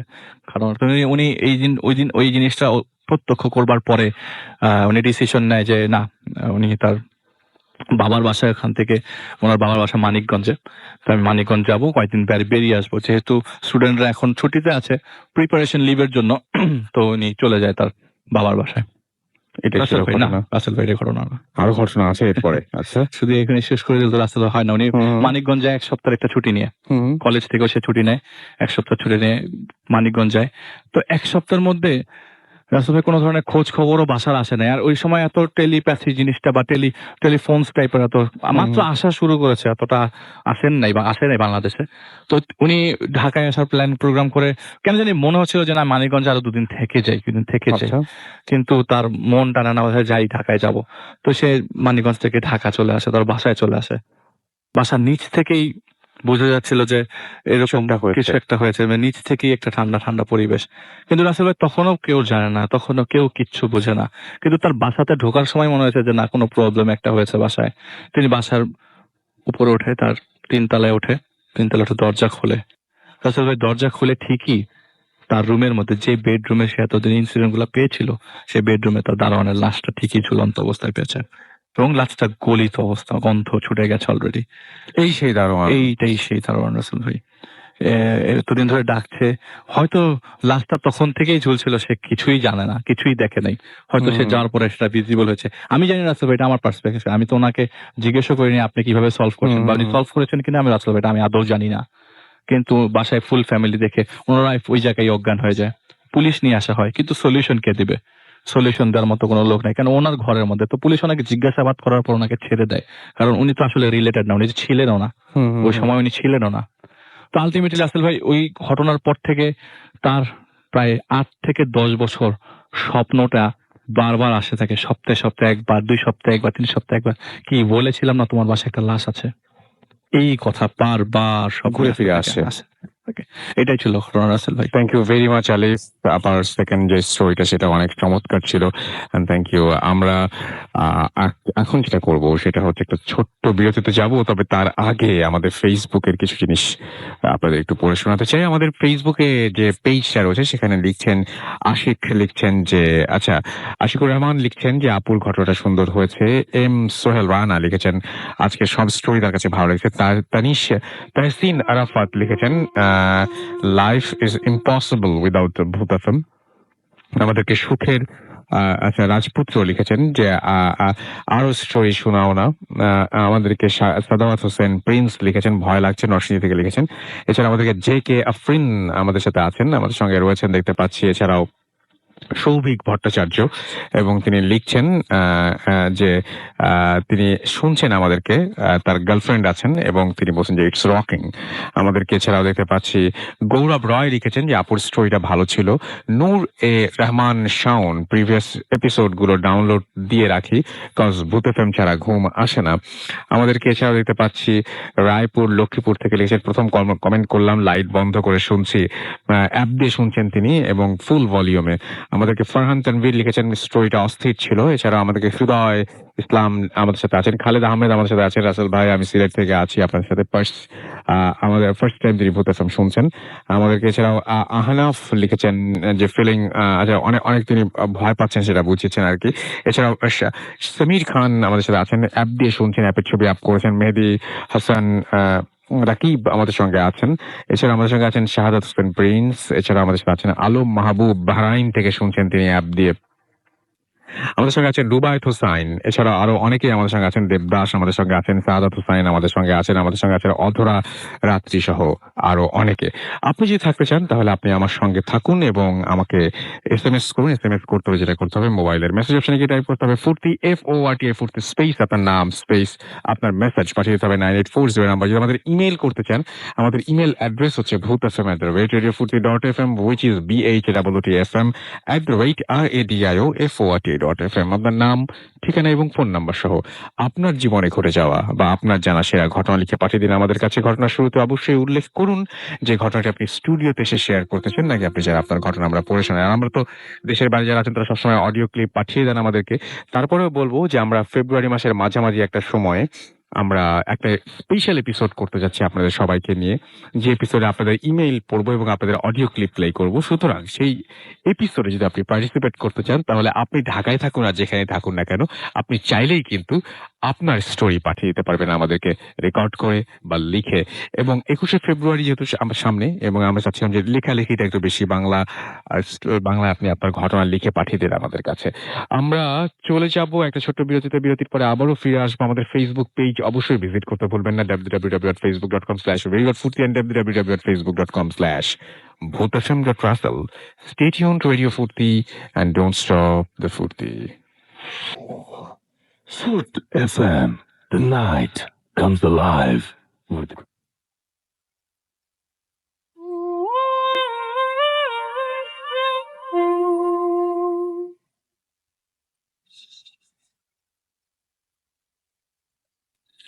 Yes, the night comes alive with গ্রামীণ ফোন। শুনছেন সবসময় রেডিও ফুর্তি 8.0 FM। আমি রাফেল আছি সাথে এবং চলছে ভূত এফএম। আপনারা সবাই অনেক অনেক SMS পাঠাচ্ছেন, সেই SMS এ যাবই। একটা ঘটনা পড়ে আসি, যে ঘটনাটি আমাদের ইমেইল পাঠিয়েছেন আমাদের একজন লিসেনার, এবং সেই ঘটনাটাই আমরা এখন পড়ব। তো যেভাবে লিখছেন সেভাবেই পড়ছি। হ্যালো রাসেল ভাই, আপনি কেমন আছেন? আমি জানি আপনি ভালো আছেন। আমার নাম দিব্যরাজ আচার্য, আমি শিলিগুড়ি জেলার বাসিন্দা। ওনার ঠিকানাটা বলছি শিলিগুড়ির দার্জিলিং, এবং আমি এখন সেকেন্ড ইয়ারে পড়ি। আমি অডিও রেকর্ড করতে না পারার জন্য ক্ষমা করবেন, আমার পক্ষে স্টুডিওতে এসেও ঘটনা বলাটা সম্ভব না, তাই আমি চাই আমার ঘটনাটি পড়ে শোনান। ঘটনাটি 6 মাস আগে, মানে 2015 সালে, 6 মাস আগে। তার মানে হচ্ছে এই ঘটনাটি তার মানে তিনি অনেক আগে পাঠিয়েছিলেন বোধহয়, তারপরে আর লেখা চেঞ্জ না করে আবারও পাঠিয়েছেন। তো যেভাবে লিখছেন যে আমি তখন পড়াশোনার জন্য শিলিগুড়ির অন্য এক জায়গায়, তার মানে এটা 2015 জায়গায় 2016 হবে, অথবা ওই এই ঘটনাটি আগে লিখেছেন। আমি তখন পড়াশোনার জন্য শিলিগুড়ির অন্য এক জায়গায় ভাড়া ছিলাম, একটি ফ্ল্যাটে। এলাকার নাম উল্লেখ করছি না। ফ্ল্যাটটি 3 তলা ও 2টি রুম আছে। আমি থাকতাম নিচের ফ্লোরে। তো যাই হোক, আমার ঘরের রুমটির বিবরণ এই যে 2টো খাট ছিল, খাট 2টো পাশাপাশি, একটি টেবিল ও পাশের রুমে রান্নাঘর। শুধু 2টো মাত্র রুম। আমার খানিকটা অভ্যাস ছিল রাত জেগে পড়ার। আমি 12টা থেকে কি 1টার মধ্যেই পড়াশোনা শেষ করে শুয়ে পড়তাম। অ্যাকচুয়ালি ঘটনাটি 4 দিন ধরে কন্টিনিউ করেছিল। প্রথম দিনের ঘটনা। প্রথম দিন আমি ঠিক 12টার দিকে শুয়ে পড়েছিলাম। যা ঘটলো সেদিন রাতে একটা স্বপ্ন দেখলাম। স্বপ্নটা আমার স্পষ্ট মনে আছে। দেখলাম একটি মধ্যবয়সী মেয়ে কালো কাপড় পরা আমার রান্নাঘর থেকে আস্তে আস্তে আমার বিছানার কাছে এসে দাঁড়ায়। ওর বিবরণ বলতে ছিল লম্বা লম্বা চুল, আর চুলটা তার মুখের সামনে দিয়ে পুরোটা মুখ ঢেকে রেখেছে, এরকম মনে হচ্ছে। দেখতেও বেশ উঁচা লম্বা। আমি দেখলাম সে আমাকে বিছানা থেকে হাওয়ায় তুলে নিয়ে আমার পাশের দ্বিতীয় বিছানায় আস্তে আস্তে করে শুয়ে দিল। স্বপ্নে আমি এটাও লক্ষ্য করলাম যে ঘড়িতে তখন ঠিক 2:45 বাজে, এবং সে যখন আমাকে রেখে আবার আস্তে আস্তে রান্নাঘরের দিকে চলে গেল। তারপরের দিন সকালে আমার ঘুম ভাঙে। আমি এটাকে দুঃস্বপ্ন ভেবে উড়িয়ে দিই, কারণ এমন আজে বাজে স্বপ্ন কম বেশি প্রায় দেখে থাকি। কিন্তু স্বপ্নটা যে আমার একদম সম্পূর্ণ মনে থাকবে আমি ভাবিনি। ঘটনাটি তখন থেকে শুরু, এবং পুরো দিন আমার ভালোই কাটে। ওইটা নিয়ে আমি একদমই মাথা ঘামাইনি। এবং এর পরে যেটা হয় সেটা হচ্ছে যে দ্বিতীয় দিনের ঘটনা। সেদিন যথারীতি পরের দিন 12টার মধ্যে আমি শুয়ে পড়ি, এবং আশ্চর্য বিষয় এই যে স্বপ্নটা আবারও দেখলাম, কিন্তু অন্যরকম, যা আমি একদম আশা করিনি। এবারে ওই মহিলাটি আমাকে তুলে দ্বিতীয় বিছানায় অল্প ওপর থেকে ফেলে দিল। ঠিক তখনই আমার ঘুমটা ভেঙে গেল, এবং আমি অবাক হয়ে দেখি যে দ্বিতীয় বিছানায় শুয়ে আছি। খুব ভয় পেয়ে যাই। পরের দিন সকালে আমি এই বিষয় নিয়ে চিন্তা করলাম, এবং কেন কোনো ভুল হচ্ছে ভেবে কথাটা এড়িয়ে গেলাম। এবং তৃতীয় রাতের ঘটনা, সেদিন রাতে আমি ঘুমিয়ে পড়ার পর যা হলো তা একেবারেই ভালো হলো না। আমি যে স্বপ্নে দেখলাম আরেকটু আলাদা। আমাকে দ্বিতীয় খাটে একটু ওপর থেকে ফেলা হয়, এবং আমি কোমরে ব্যথাও পাই। এই অদ্ভুত দৃশ্য, এই যে আমার শরীরে 2 হাত খামচি কাটলে যেমন দাগ হয়, ওরকম দাগ লেগে আছে। আমার তখন সময়টা 2:45, এবং আমাকে আরো ভয় পাচ্ছিল, কারণ এই 2:45 বিষয়টি আমার প্রথম স্বপ্নে আমি লক্ষ্য করেছিলাম। আর আজকেও ঠিক 2:45 ঘটনাটি ঘটলো। আমি এটা দেখে কেঁদে ফেলি এবং চিৎকার করে উঠি। আমার রুমেও আমি একা থাকতাম যেহেতু, তো আমি জানি যে আমার সাথে খারাপ কিছু একটা ঘটছে। আমাকে ভয় পেলে চলবে না। সো আমি আবার কিছুক্ষণ নিজের উপরে সাহস জুগিয়ে আবার ঘুমানোর চেষ্টা করি। এটা গেল 3 দিন, তৃতীয় দিনের ঘটনা। আমি তখন জানতাম আমার জন্য খারাপ কিছু অপেক্ষা করছে। এই ব্যাপারটা চেপে যাই, কারণ আমার কথা কেউ বিলিভ করবে না। চতুর্থ দিন আমি প্রচন্ড ভয় পেয়ে যাই চতুর্থ দিনে, এবং আমি যেটা করি সেটা হচ্ছে যে চতুর্থ দিনের দিন আমি 3টে নাগাদ সতর্ক থাকতে হবে, এটা আমি বুঝতে পারি, কারণ ওই সময়টা আমি আগেও লক্ষ্য করেছি। তো পেরিয়ে যায়, এবং সে সময়টা পেরিয়ে যায় 3টা, এবং আমি একা ঘরে সাহস করে জেগে আছি কিছু হয় কিনা আমি দেখবো বলে। তো ঠিক 3টাতে আমি দেখলাম আমার রান্নাঘর থেকে একটা কালো ছায়া আমার দিকে এগিয়ে আসছে। আর এবার এটা স্বপ্ন ছিল না। আমি দেখলাম সে আস্তে আস্তে আমার বিছানার সামনে এসে দাঁড়ায়। আমার তখন শরীর ঘাম বেরোচ্ছে। আমি দেখলাম তার চুল অনেকটা লম্বাটে ধরনের, এবং তার মুখ দেখা যাচ্ছে না। পুরোটা মুখ চুল দিয়ে ঢাকা, এবং কোনো মানুষের মুখ চুল দিয়ে ঢাকা থাকলে কেমন লাগবে তাহলে সেটা বুঝতেই পারছেন। আমি দেখলাম সে তার হাতটা আস্তে আস্তে নামিয়ে রান্নাঘরের দিকে চলে গেল, এবং আমি হতভম্ব অবস্থায় বাড়িতে কল করে সবকিছু জানাই। পরের দিন মাকে আমি দেখতে পাই ঘুম থেকে জেগে। মা আমাকে একটা কথা বলে, যেটা শুনে আমি সব বুঝতে পারি। সেটা হচ্ছে আমার সাথে এতদিন এসে মা বলে, তোর মনে আছে আমাদের বাড়ির কাছেই কাকা আচ্ছা কাকামাটা থাকতো, সে তো কাকিমাটা থাকতো, সে তো তোকে খুব ভালোবাসতো। সেই কাকিমা আজ থেকে 4 দিন আগে নদীতে ঝাঁপ দিয়ে আত্মহত্যা করেছিল ঠিক 2:45 নাগাদ। তো সেই কারণেই হয়তো এরকম কিছু একটা হচ্ছে, এবং আমি তার আত্মার জন্য শান্তি কামনা করি, এবং বলি যে আমাকে ক্ষমা করুন। আমার কোনো ভুল হয়ে থাকলে এরপর থেকে আর কিছু ঘটেনি। এরপরে আমি ওই ফ্ল্যাটে 3-4 মাস ছিলাম, কিন্তু আর কোনো খারাপ কিছু অনুভব করিনি। এবং আমার কাছে প্রশ্ন যে সে কেন এসেছিল, কোনো ক্ষতি করতে চেয়েছিল কিনা, আমার দিকে 2 হাত বাড়িয়েছিল কেন, এবং এই সমস্ত প্রশ্ন এখনো আজও পর্যন্ত আমার মাথায় ঘুরপাক খায়।